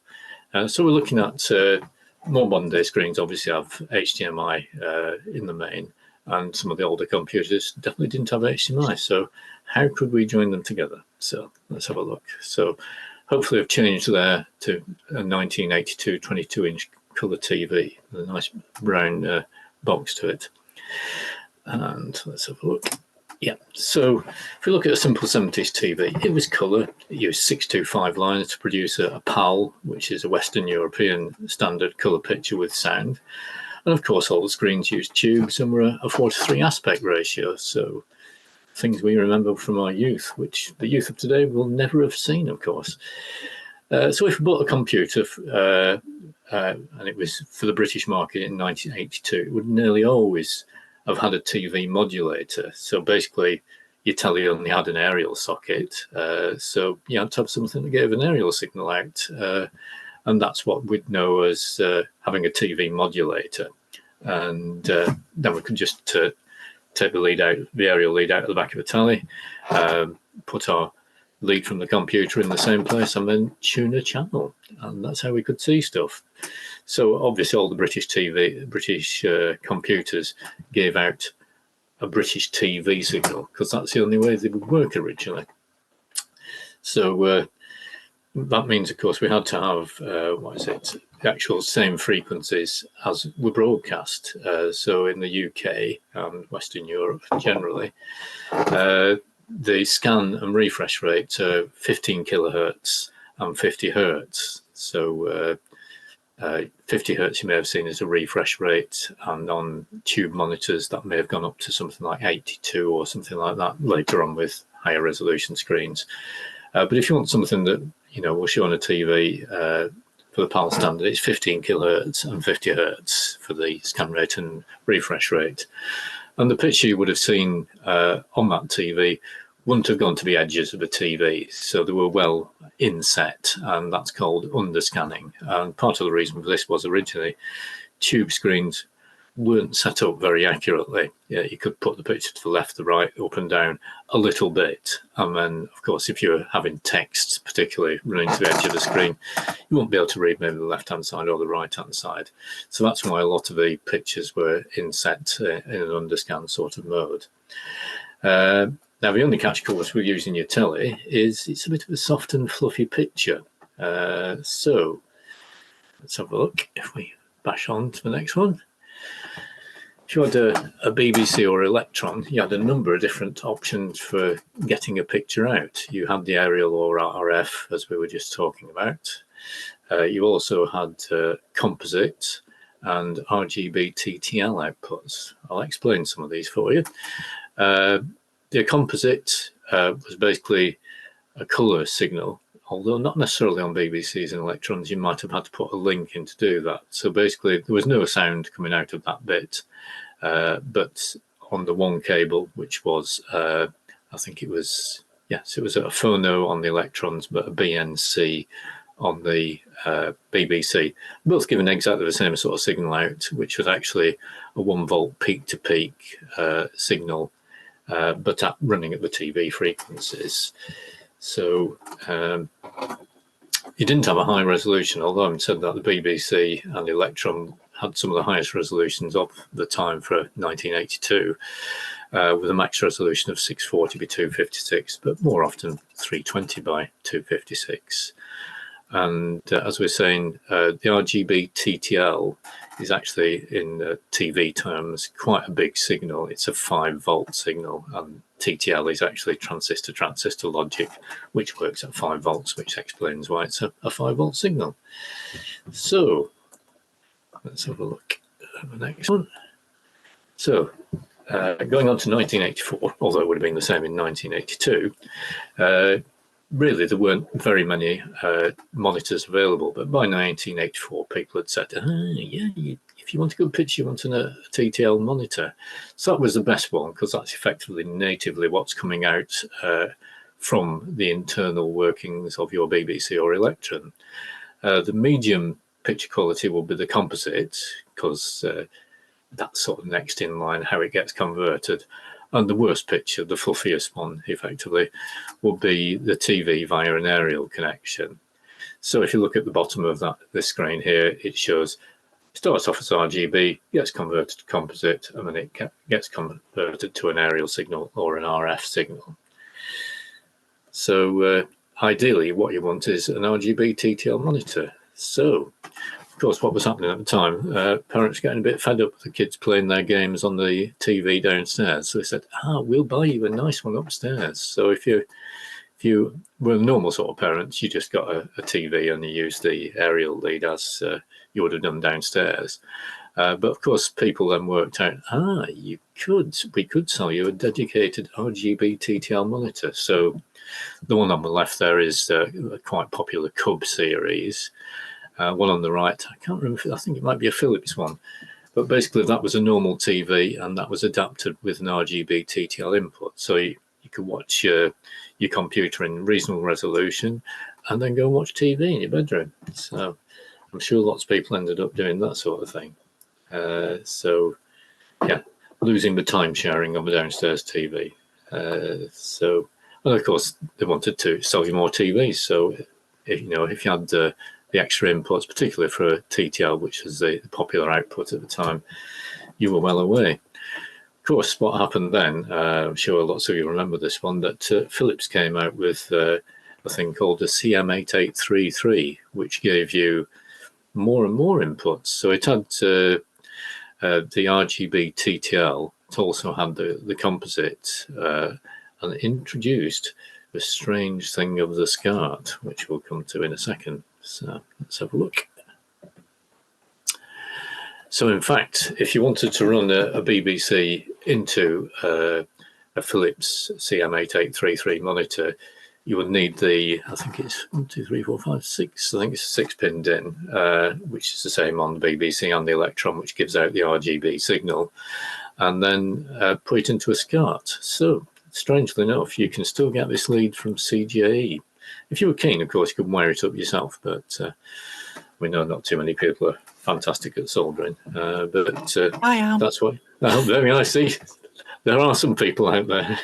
Yeah. So basically what it's doing, it's taking red, green and blue, and what it has to do as well, it has to put some resistors in the way, because the RGB signal, the TTL signals, 5 times bigger than you need to put into the back of a SCART socket. The RGB that works on a SCART is actually the 1 volt peak to peak rather than the 5 volt peak to peak. So you do need to do quite a bit of wiring. It's not just wires, there's bits and bobs in there. So there we go. And the only catch with SCARTs is, of course, anyone who knows about this, if you look at a SCART connector and a lead, you've really no idea whether it's in or out, RGB or composite. So, make sure you buy the right lead. Otherwise, you won't get anything coming out of it because it might be wired the wrong way. So the complexity can be its undoing sometimes. Anyway, moving on. The next set of computers we got was the A300, A400 series of Archimedes. And if we have a look, let's see if we can get my mouse in the right place. Yes. So they normally had the analog RGB out at the bottom, and that's on a 9-way D connector. This just happens to have a Genlock card in it. So you can see these are the BNC type sockets that you get on the BBC. And in fact, this thing at the top here is a converter that takes a BNC socket, changes it to a phono socket, so you can cross-connect things that way. Just to give you a clue what the leads are, because you might not have seen them all. So that was that. And of course, the Archimedes range really up to the graphics. You can only get 8 colours on the BBC. You get 256 on your Archimedes. And of course, one of the other things they had, and you can't see it on here, it's just off to the right here somewhere, is a 3.5mm socket for audio. Of course, the audio on the BBC and the Electron just came out of a loudspeaker. So you couldn't get audio easily into other devices like a SCART lead. You can actually do it, but you would have to make up a special lead, taking a tapping off from the loudspeaker. No doubt someone's got a circuit diagram for that somewhere. Well, the other thing I think I mentioned as well, that if you use the composite output from the BBC or the Electron, initially they were black and white. This was to stop a thing called dot crawl on the colour signal. Most of us just wanted the colour rather than black and white. So if you're using a monitor, you didn't notice it, but if you're using a halfway cheap composite colour monitor, yes, it might look a bit wobbly, but I think it's just a link on either of the boards to get the colour to come out of the composite video socket, whichever type it is. So where are we next? So yeah, the other thing we had is much higher resolutions on the A300 and 400 series. But one of the things that's always been good about the Acorn computers, they've nearly always been able to run in a TV mode. And those were modes such as 12 or 15 with 16 or 256 colours. So some of you may be familiar with those. And of course, it could also do VGA modes, which will not display on TV because they run at different frequencies for both the refresh and the scan rate. So that allowed them to have high resolution screens. And in fact, you had to get a monitor with a much higher resolution than a TV. And the other thing that you will get is, apart from better fine detail, you'll get a monitor with a different dot pitch, as they used to call it. I can't remember what the numbers were that we used to have. But the very best you can get from a TV picture is about 700 by 500. But that's still less than the 800 to the 600, which was one of the standard resolutions you could get with the Acorn computers at the time. So as I said, those had the 9-way D. Now, if you went to the A5000 and 3010, they kept the same sort of colours and resolutions, but changed the video connector to a 15-way D connector. So it looks similar, but it's what they call a density and a half thing. So a similar sort of shape to that, but more pins or sockets, depending on how you look at it. Yep. So then we went on to the RISC PC, which also had the 15-way VGA socket, which could do TV, VGA, SVGA, and some more high-resolution modes, and tons more colours, up to 16 million colours. And it also introduced the concept of a monitor definition file.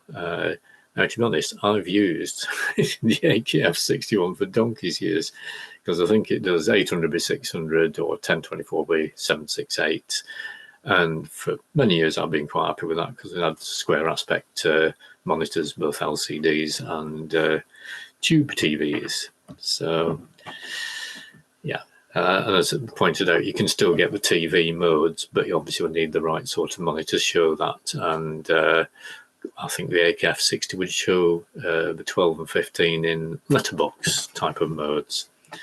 So there we are. But again, it's something the Acorns are being used for broadcast uses for titling and other VTR leader clocks and things like that. So,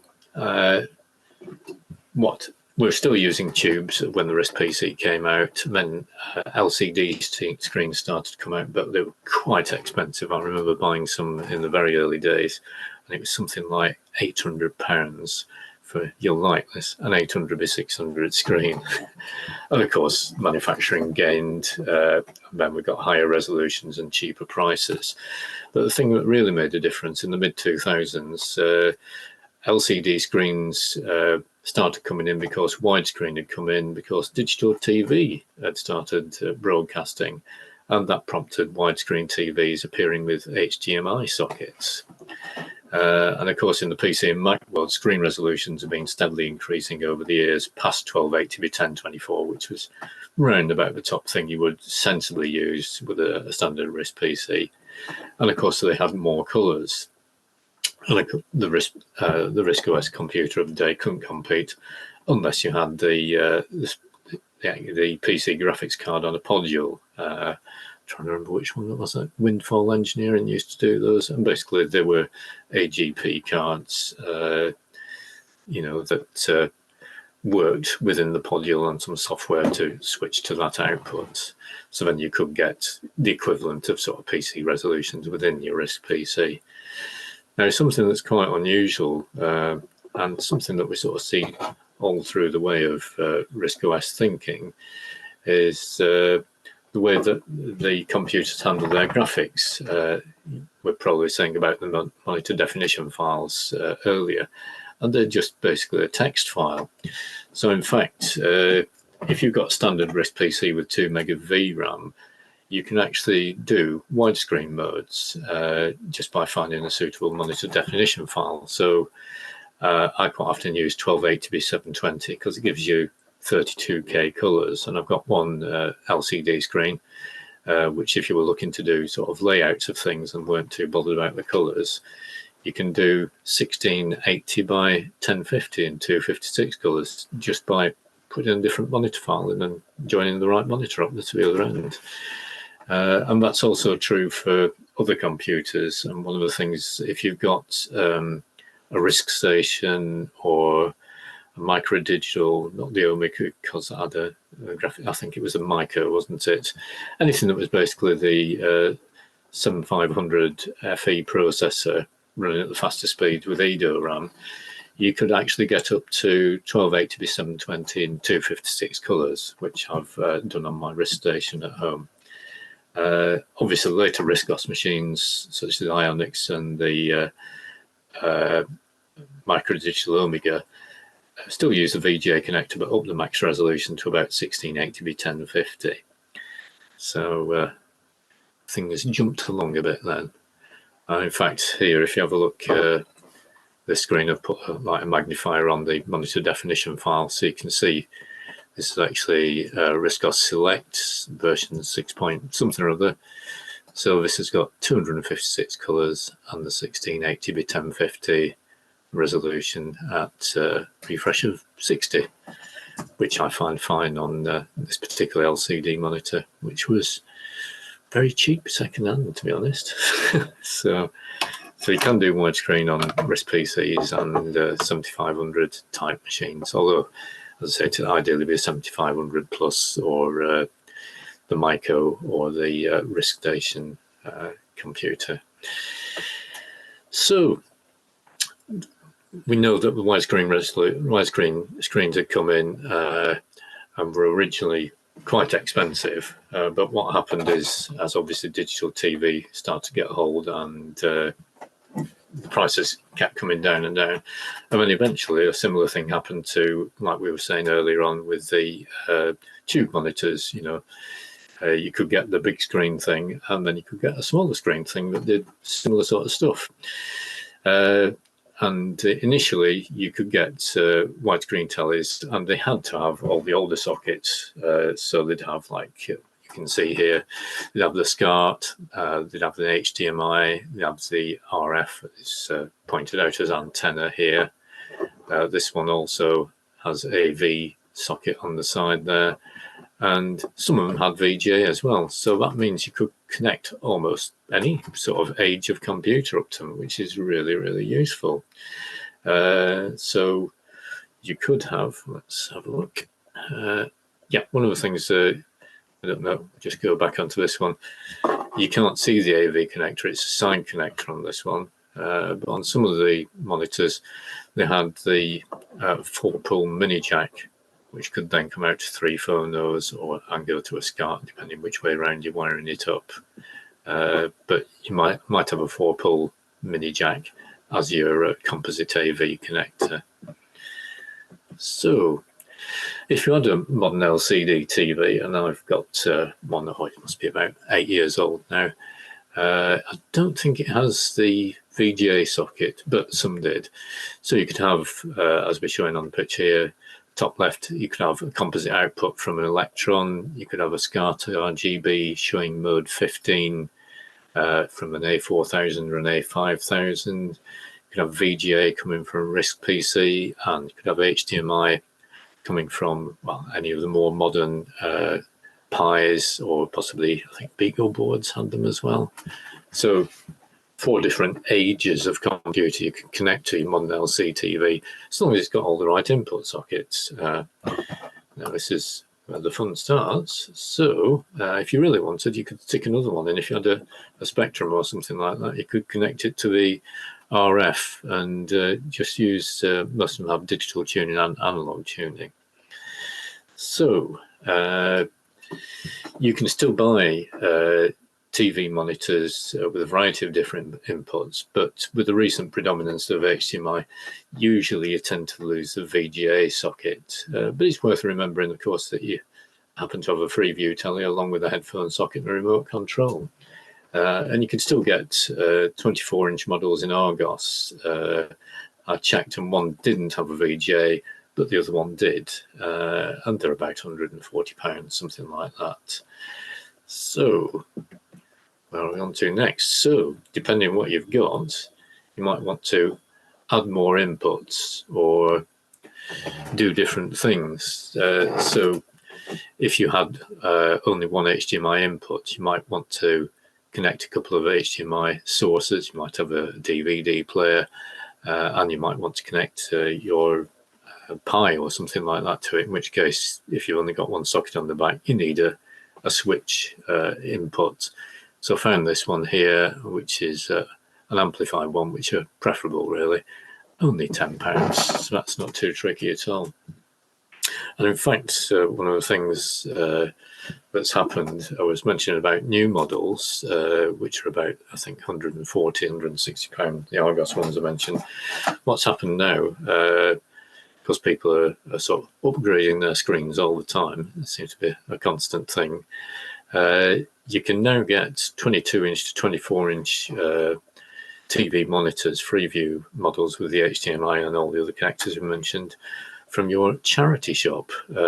Has to do with electricals, and I think British Heart Foundation seems to be the one that tends to do most electricals, and you can get those for about £30. I know I've got a local charity shop, and usually every fortnight there's another 20 to 24-inch monitor, widescreen, Freeview one that's got HDMI, VGA, composite, and RGB SCART. So you don't have to buy a new one. You can get a charity shop product.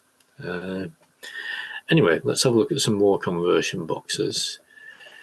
As I say, one of the things that most of them tend to miss is a VGA socket. So obviously, if you're trying to use a RISC PC with a widescreen monitor, what you need is a VGA to HDMI converter. And as this one shows, it's got a scaler in it. And obviously, not all computers can put out, well, all the ones that we're using, the early ones, a full HD picture, which is 1920 by 1080.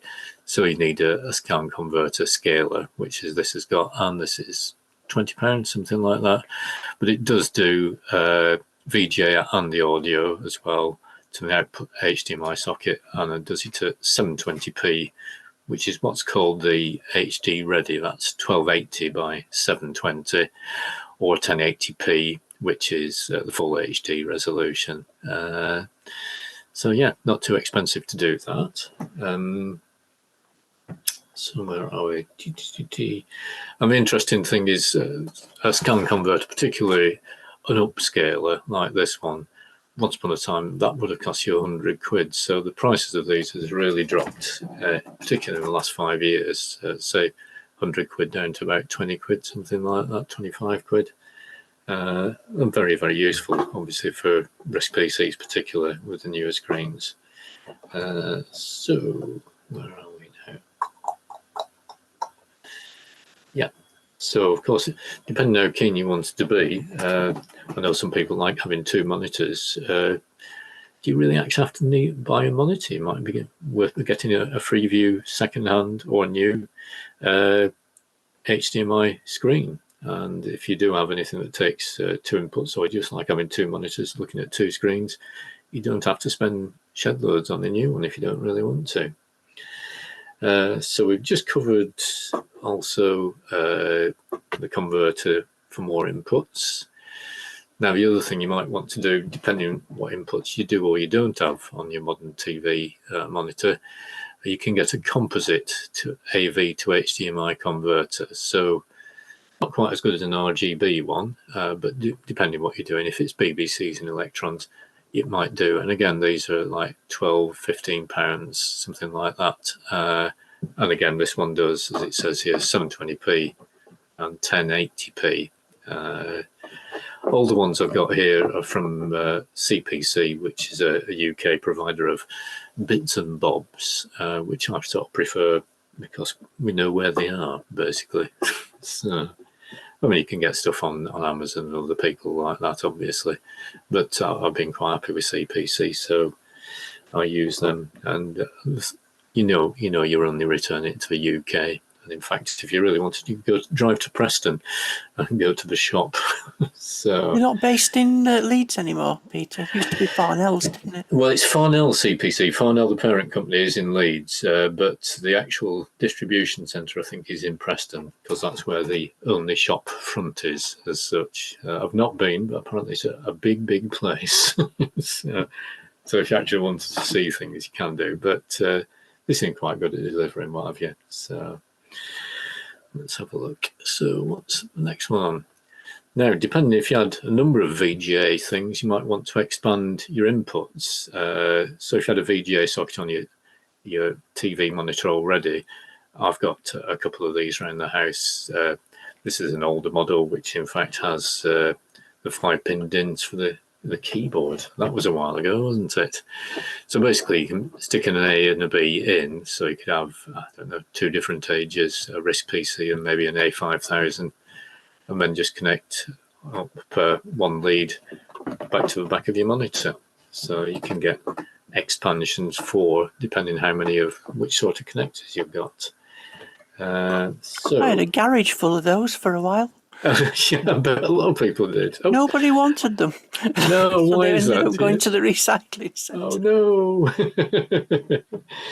Yeah. So, something I just noticed here on my notes. I don't know how much people pay for HDMI leads.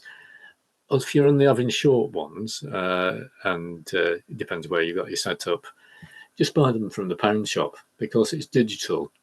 It either gives you a picture or it doesn't. VGA cables do vary in quality, particularly longer lengths.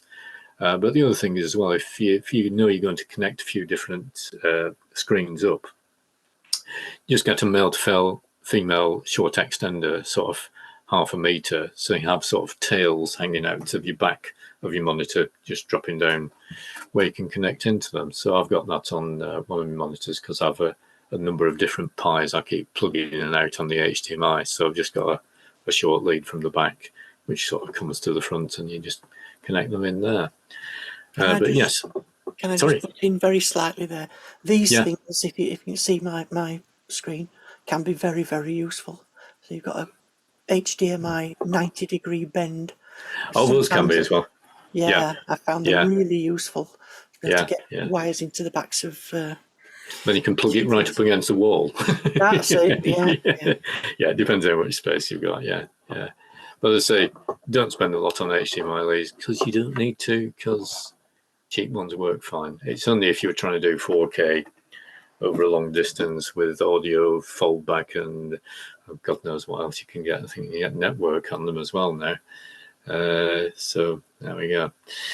So yes, as I said, the VGA is a more complicated one to convert, and part of the reason for that is if you remember what I was saying, all the different modes you could get on a RISC PC, lots of refresh rates and scan rates. So you need to make sure you've got, and this is the one I had a look at, I think we can go a few back. That one there seemed to cover quite a wide range. Yeah, it go up to VGA up to 1920 to 1440. But lots of different scan rates, and that's the clever bit about having the scaler in it. If you buy a cheaper one, it might only do 2 or 3 resolutions, like 800 by 600, 1024 by 768. This one seems like it'll do a lot, but you never really know because all the spec sheets on these are nowhere as easy to read as you'd like to think they are. So anyway, going back, we got up to there. Now, I'm going to suggest another thing here. If you've got a modern LCD TV with only HDMI inputs, you can cheat with something you might already have. So if you've got a DVD hard drive recorder that's got an HDMI output, that's how you get things on the screen. It might also have composite and SCART RGB inputs on AV1 and AV2. So if you have a look at this one here, you could be running an Electron into a composite, which may well be a front panel socket. But of course, because you've got an HDMI output, you've got a sort of built-in converter already, haven't you? And if you use the SCART RGB, oops, I'll remove myself again. I'll stop doing that. If you use an A5000, 4000 or similar showing mode 15 or 12 TV frequency signal, obviously, then you can use a SCART RGB output on the rear of the device, and that will of course convert it to a TV signal. So basically you've got a free converter if you have one of these. This is even the more obscure one. This is a VHS and DVD player that outputs HDMI. There's not too many of them, but like we're saying, what you've got is composite sockets on the front with audio. On the rear, you've got a SCART, and you just have to look at the labeling for it. And this one, I don't think you can zoom that up, but basically that's SCART RGB in, whereas the other one is SCART RGB out. You want the in, obviously, to come in from a computer. And then you've got the HDMI out. So you've got a free converter, which is not bad, I think. And if you don't have one of those and you wanted a free converter that does those sort of things, well, no, it's not free because you don't have to buy it. Yeah, you've guessed it. You can go to your local charity shop and get one of these. So, you know, those are only 20 quid. And in fact, I got, what was it? Rather than this, which is quite an odd one, a VHS and DVD going to HDMI. It was a Freeview hard drive recorder with a DVD player in it. I think for £25, which I think is pretty flaming good, really. So there we go. So possibility of doing that. And one of the other converter things you might need, again, if you'd only got HDMI sockets on the back of your TV monitor, is a SCART to HDMI converter. So there's a lead you can get from a BBC or an Electron, the 6-pin DIN to a SCART RGB. This then takes that SCART RGB and converts it to HDMI. So, and that's 17 pre-VAT, about 20 post-VAT. So you can put everything in one HDMI input if you really want. You have to buy a few boxes in between. If we look at the top one, BBC or Electron, you'd need the RGB to SCART lead, which we mentioned. Then that would go to the SCART to HDMI converter. If you're going to have more than one input, you obviously need an HDMI selector. Then that goes to the HDMI inputs. If you've got an Archimedes A5000, 4000 VGA out, well, you might also want to connect to RISC PC, in which case you'd use one of those VGA switches that we showed you before. Then it's to go to a VGA to HDMI, select on there. And if you had a Pi or more modern machine, obviously just select that there. But as you can see, you'd be paying for a box there and a box there which if you just had the monitor with the right sockets on, you wouldn't have to buy those boxes. So always check what sockets you have. But you can see you can, increase the number of inputs you have. Even if you have just one input, there will always be a switch of some description to choose that. But the HDMI selector will probably be more sensible thing that you have, because you might only have one or two HDMI inputs and want to use one of the other HDMI inputs for something else. No, I think, yeah, I've got, there are some wiring diagrams. This will be the RGB to SCART thing. Yes, or 15 pin. Yeah, 15 pin one there. And saying about the video RAM, what it's saying here, I think these are notes from the Acorn they used to do fact files on them, and it's only showing 1024 by 768 because that's all they had at the time. But as I say, you can actually get 1680 by 1050 if you have the right sort of monitor. And I also mentioned about RISCOS 7500, which also applies to A7000 pluses and microdigital micros. Normally they come fitted with 60 nanoseconds EDO RAM, which wouldn't let you do too many colours. It's 32K, 800 by 600 with normally how you'd run it. So we've got those 60 nanoseconds list on the right here, 50 nanoseconds on the left. And you can see, you can actually go to, 1360 by 765 in a widescreen, or 1280 by 720, which is what I do. It does get a little bit, what would you call it, non-smooth, but it's a matter of how much non-smooth. So, I mean, if you wanted the widescreen and 256 colours, you do need to have 15 nanoseconds EDO RAM fitted. So there we go. So I think that's round about it. Have I come to the end of my notes? Yes, I have. So I'll have to stop sharing then and become open to questions. So let's Peter, there's some messages from mostly from Andrew about one or two things. Oh, right. I'll have to have a look at that. I'll go back to the screen here. Let's have a look in chat. Let's see what Andrew says. He may know more than me. That's not difficult. Oh, yes, the AKF85. That was, I think, the 17-inch monitor. With a 1280 by 1024. And it was a viewfinder card from Windfall. And VPod for RISCOS 6. Yes, that's true. Because I had an A9 home, and I think the VPod effectively was the graphics chip from within that. Yeah.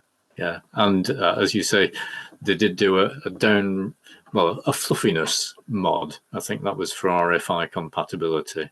Yeah, that's it. EU filtering. Yeah. Basically, there were 3 generations, and they got progressively worse to the point where. Yeah, I seem to remember reading that somewhere. Yeah. I have a first gen and a third gen, and the first gen's fantastic. I've got a Dell monitor at 1080p. Third gen struggles, barely puts out to 17-inch. 1281/4. It really was.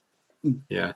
You, as you were saying, there's different grades of HDMI cables. Most of the things we're doing, if you're just doing normal HD, anything from the corner shop will do. But there are extra things. I got burned. That was all.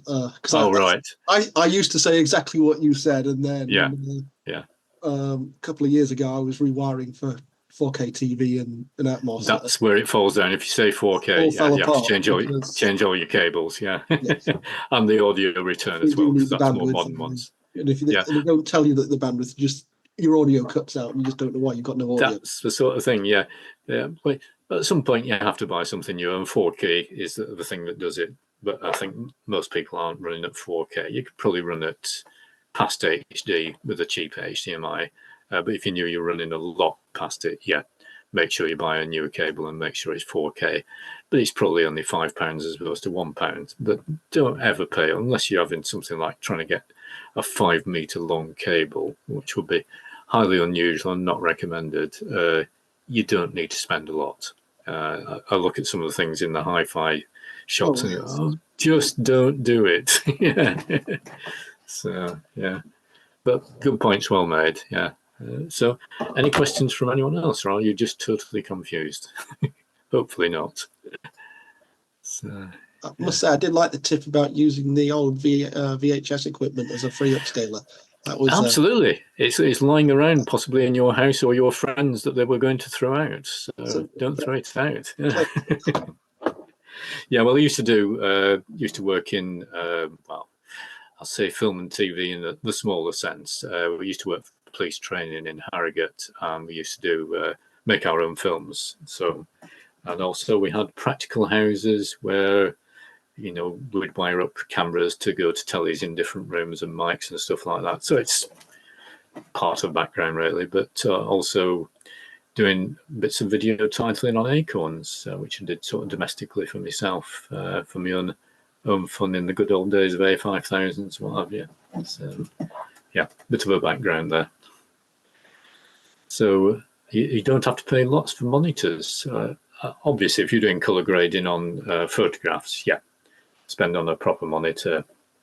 Make sure it's got all the color correction things in, and I think there's various different color models now, aren't there, for how accurate the color is. Can't remember what the two main ones are. But if you're doing something like that, that's when you would buy a specific monitor. But I don't know. I don't normally watch 1920 by 1080 on a 22-inch monitor that much.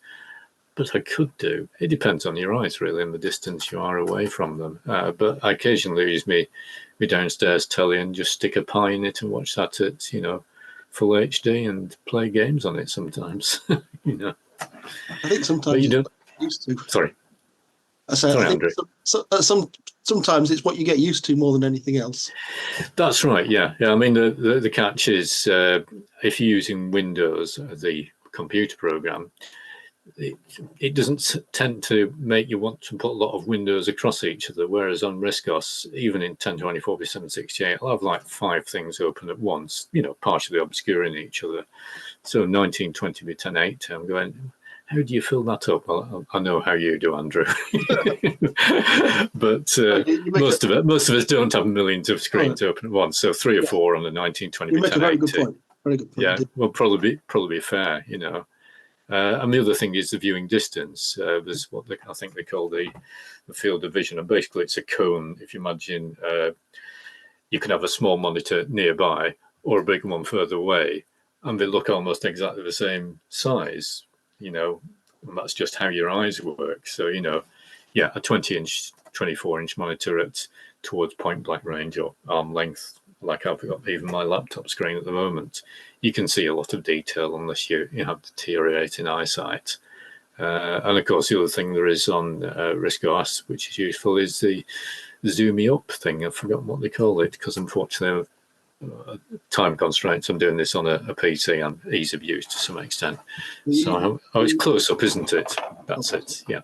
So if you use close up, but also, well, for a lot of practical things, you could see I was just using the standard laptop resolution, which I think is 1280 by 720 on this one, because it makes everything big and everyone can see it. And to some extent on Zoom calls, that's what you want, and YouTube as well. If you're trying to show far too much detail on too high res a screen, close-up doesn't get close-up enough to do that. So if you're looking for like a menu down the bottom, it's not too good. And in fact, I've got an old one which doesn't work on newer OSs quite, and that had a variable zoom on it. And I think it was free with a cover disk somewhere. You know, like the normal close-up just has a fixed window and a fixed zoom. This one, you could change both of those. So if you're trying to do instructional videos, that will be really useful. But as I say, for me, 1280 by 720p can get about 4 things on screen at once, read them all sensibly and not have too much overlap. 1920 by 1080, wouldn't know what to fill it with. But there you go. Different OSs for different courses. But at least you now know you can buy something from the corner shop, or charity shop anyway, for 30 quid and connect 4 computers to it. Brilliant. Why wouldn't you want to do that? You obviously have better charity shops than we get around here. No, it's I think seriously, the main one is, for whatever reason, British Heart Foundation. I think I was totally confused the first time I went into one of their charity shops. I thought it was a new shop. And when I looked and went, you can't get that new anymore. And you can't get that new anymore. There's one round here, and the British Heart Foundation, has a lot more sort of electronics and stuff. Yeah, I think it's the main differentiating thing. Lots of places will do furniture. You need to have pat testing for the electrical goods. They don't necessarily test all the connectors out on them, so you can't have them up for that. But what did I get recently? Quite an obscure resolution. I think it's 1440 by 900 widescreen LCD screen from my local charity shop. And I mean local, it's literally down the end of my road. £7. So you have to say, I've just given a monitor to British Heart Foundation. Yeah, see, that's how it happens. Yeah. Chris has upgraded. Quick, go to the shop. Yeah. The BHS shop at the bottom of the ridings in Wakefield, like you say, it's like going into a shop of new stuff. It's brilliant. Yeah, if you don't know, yeah, but it means you can find these things that are no longer saleable, because obviously what's happened is with all the HDMI stuff, you can't get external things into them easily, so we don't convert their HDMI native. Going back a few years, I'll say there's a few 22, I think it's 22 and a 24-inch TV monitor on Argos. Last month when I looked, when I was starting to write this, for about 140. One had the VGA socket, the other one didn't, but they both had an HDMI, a SCART, and a composite input, which is all the ages of machines that most of us may have lurking around somewhere. Peter, I just want to check something out. Please tell me that you're not going into these charity shops and trying to beat them down on price. No. Not quite, no. I'm pleased to hear it. I just looked up, I use a 24-inch Dell monitor, which I love. I've had it 11 years, blimey. Wow, yeah. Wow. Yeah. No dead pixels or anything. No dead or stuck pixels. I think I've got some very old monitors, and there's a few dead pixels in them, but they're 1024 by 768 VGA only, pre-HDMI. And I think once they got HDMI sorted out, basically they got dead pixels sorted out. I think this is a DVI input, but same difference. Yeah. This is the thing. Yeah, you can get HDMI to DVI as long as it's DVI-D. Yes. Adapters. Not DVI-I. Why do we do this? What's the phrase? The nice thing about standards is there's so many of them. Well, I once ordered for the club a DVI-D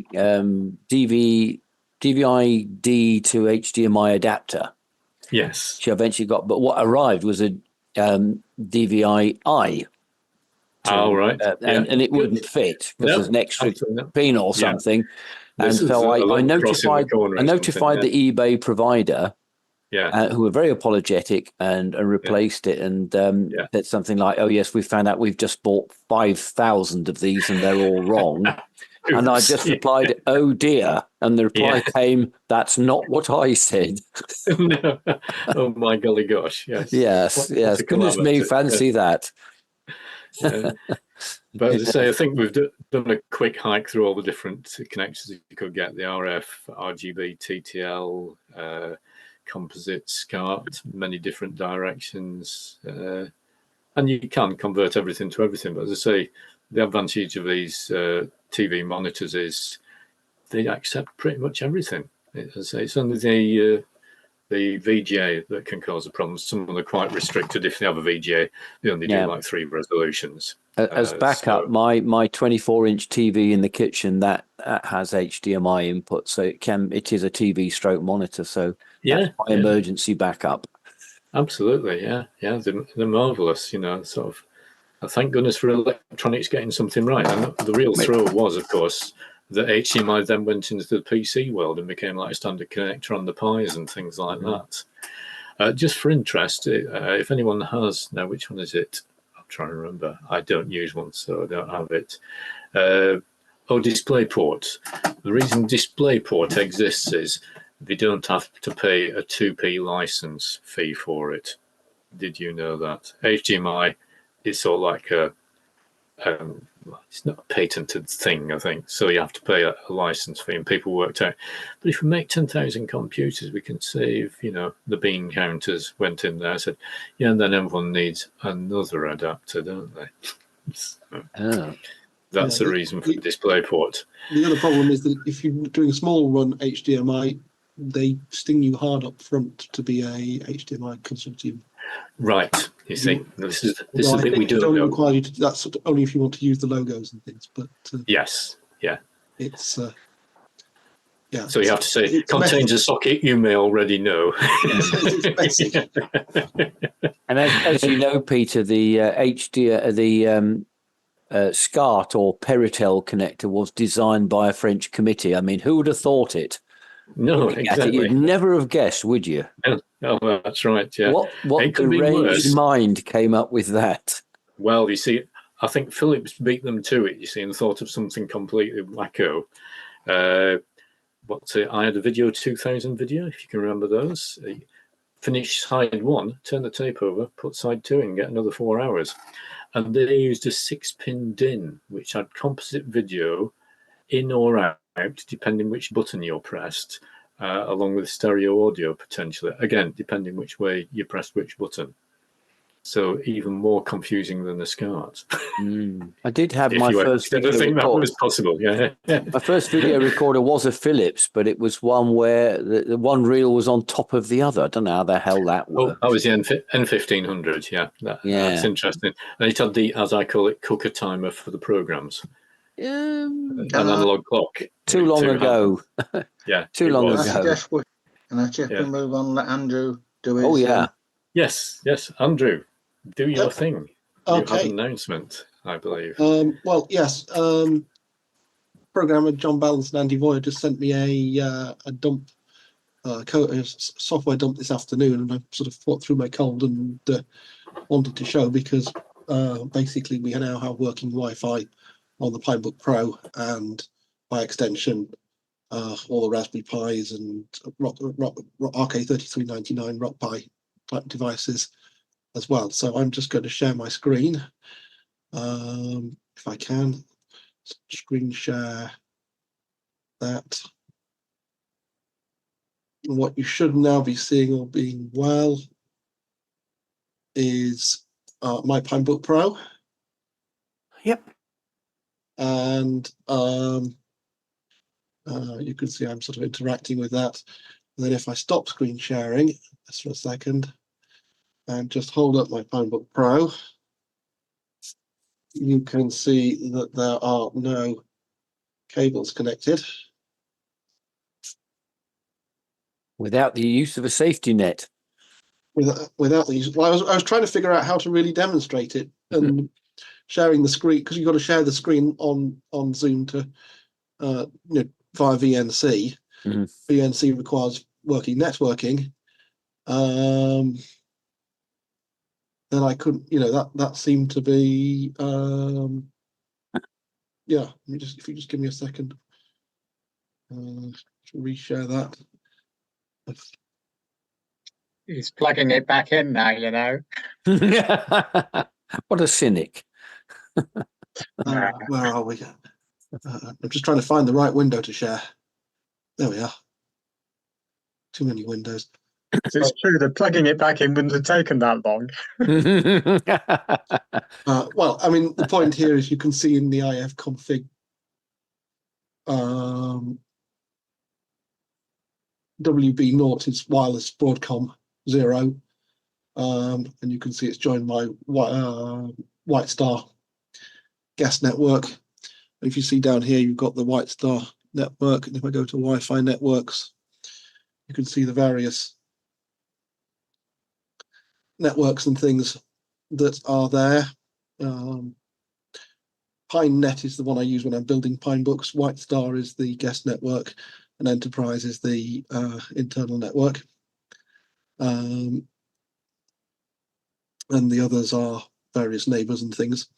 And that does update in real time. You can see the not final artwork lock symbol to indicate secured encrypted networks. And you can see the White Star network is a WPA2 encrypted network that we're connected to. And where are we?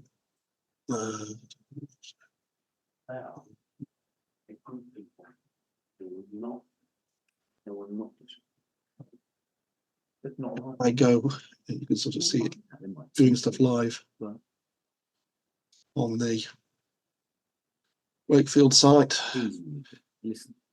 Many years ago.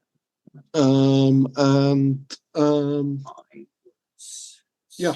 Starting to go as I say, that if I close out of that, we're on the cusp. Stop share. There we are. So basically, as I say, the same firmware in different guises works on most Raspberry Pis, certainly all the 4s and compute modules and things. Excuse me. Pinebook Pro, various ROCC Pi boards. I think the ROCC Pro from Pine. And I haven't tried it yet, but I think also the Orange Pi 800 as well. So it covers the majority of things. There are a few things that use Atheros chipsets and Realtek chipsets that still need a bit more work. And the USB-based Ethernet stuff that I've talked about previously, that's still happening, but we shifted the focus from that to getting the SDIO stuff working, which is the bus that the Pi and the Pinebook and things use, because once we'd proven the concept on the USB, we then wanted to give the SDIO a good thrashing, because that was, until we got some working test code, we couldn't check to see if the SDIO actually worked, unless you've got something to use it, you can't properly test it. So that's why the SDIO stuff has ended up coming out first, is that focus went away from the USB Wi-Fi, but that's sort of waiting in the wings to be finished off now that we're all up and running. So we're hoping that it'll be quite a good Wakefield show. Yeah, all good stuff, Andrew.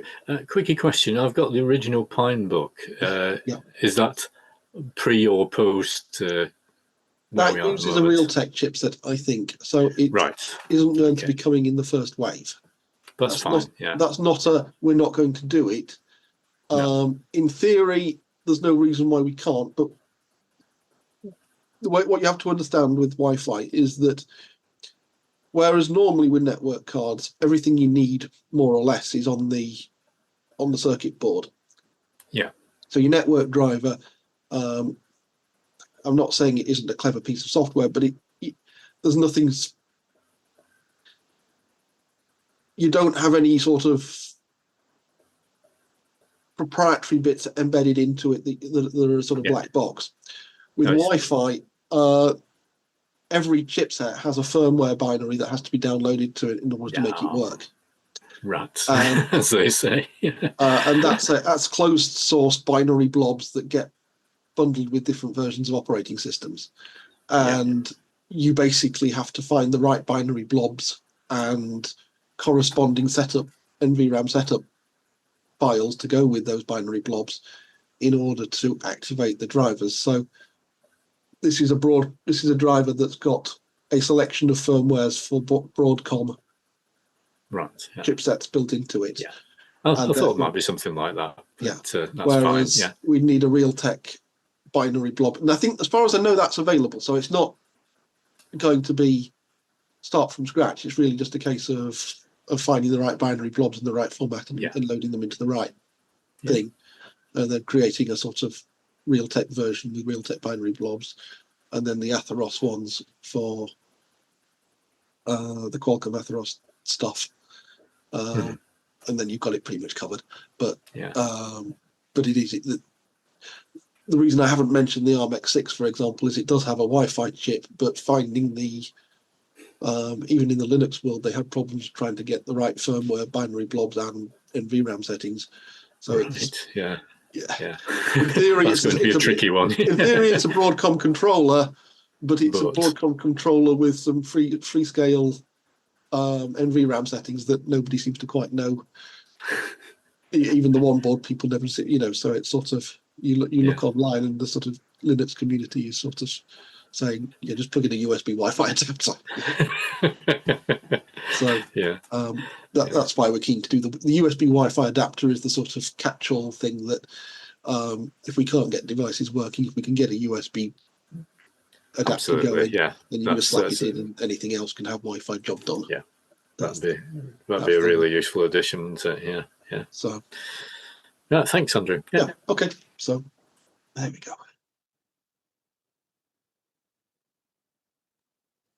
Thank you for that. We get the news before anybody else. Let me just shut that down.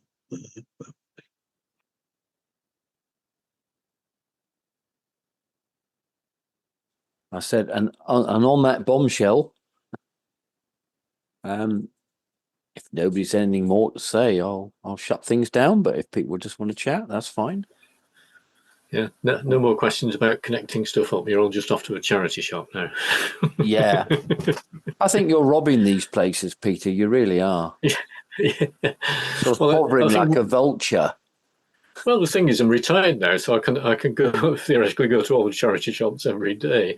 No, the thing is, you can only have so many monitors. I mean, and then you go down monitor person. Then you go down the day centre, I dare say. Yeah. Well, I think one of the Fallout ones might end up at on the show charity stands. We'll see.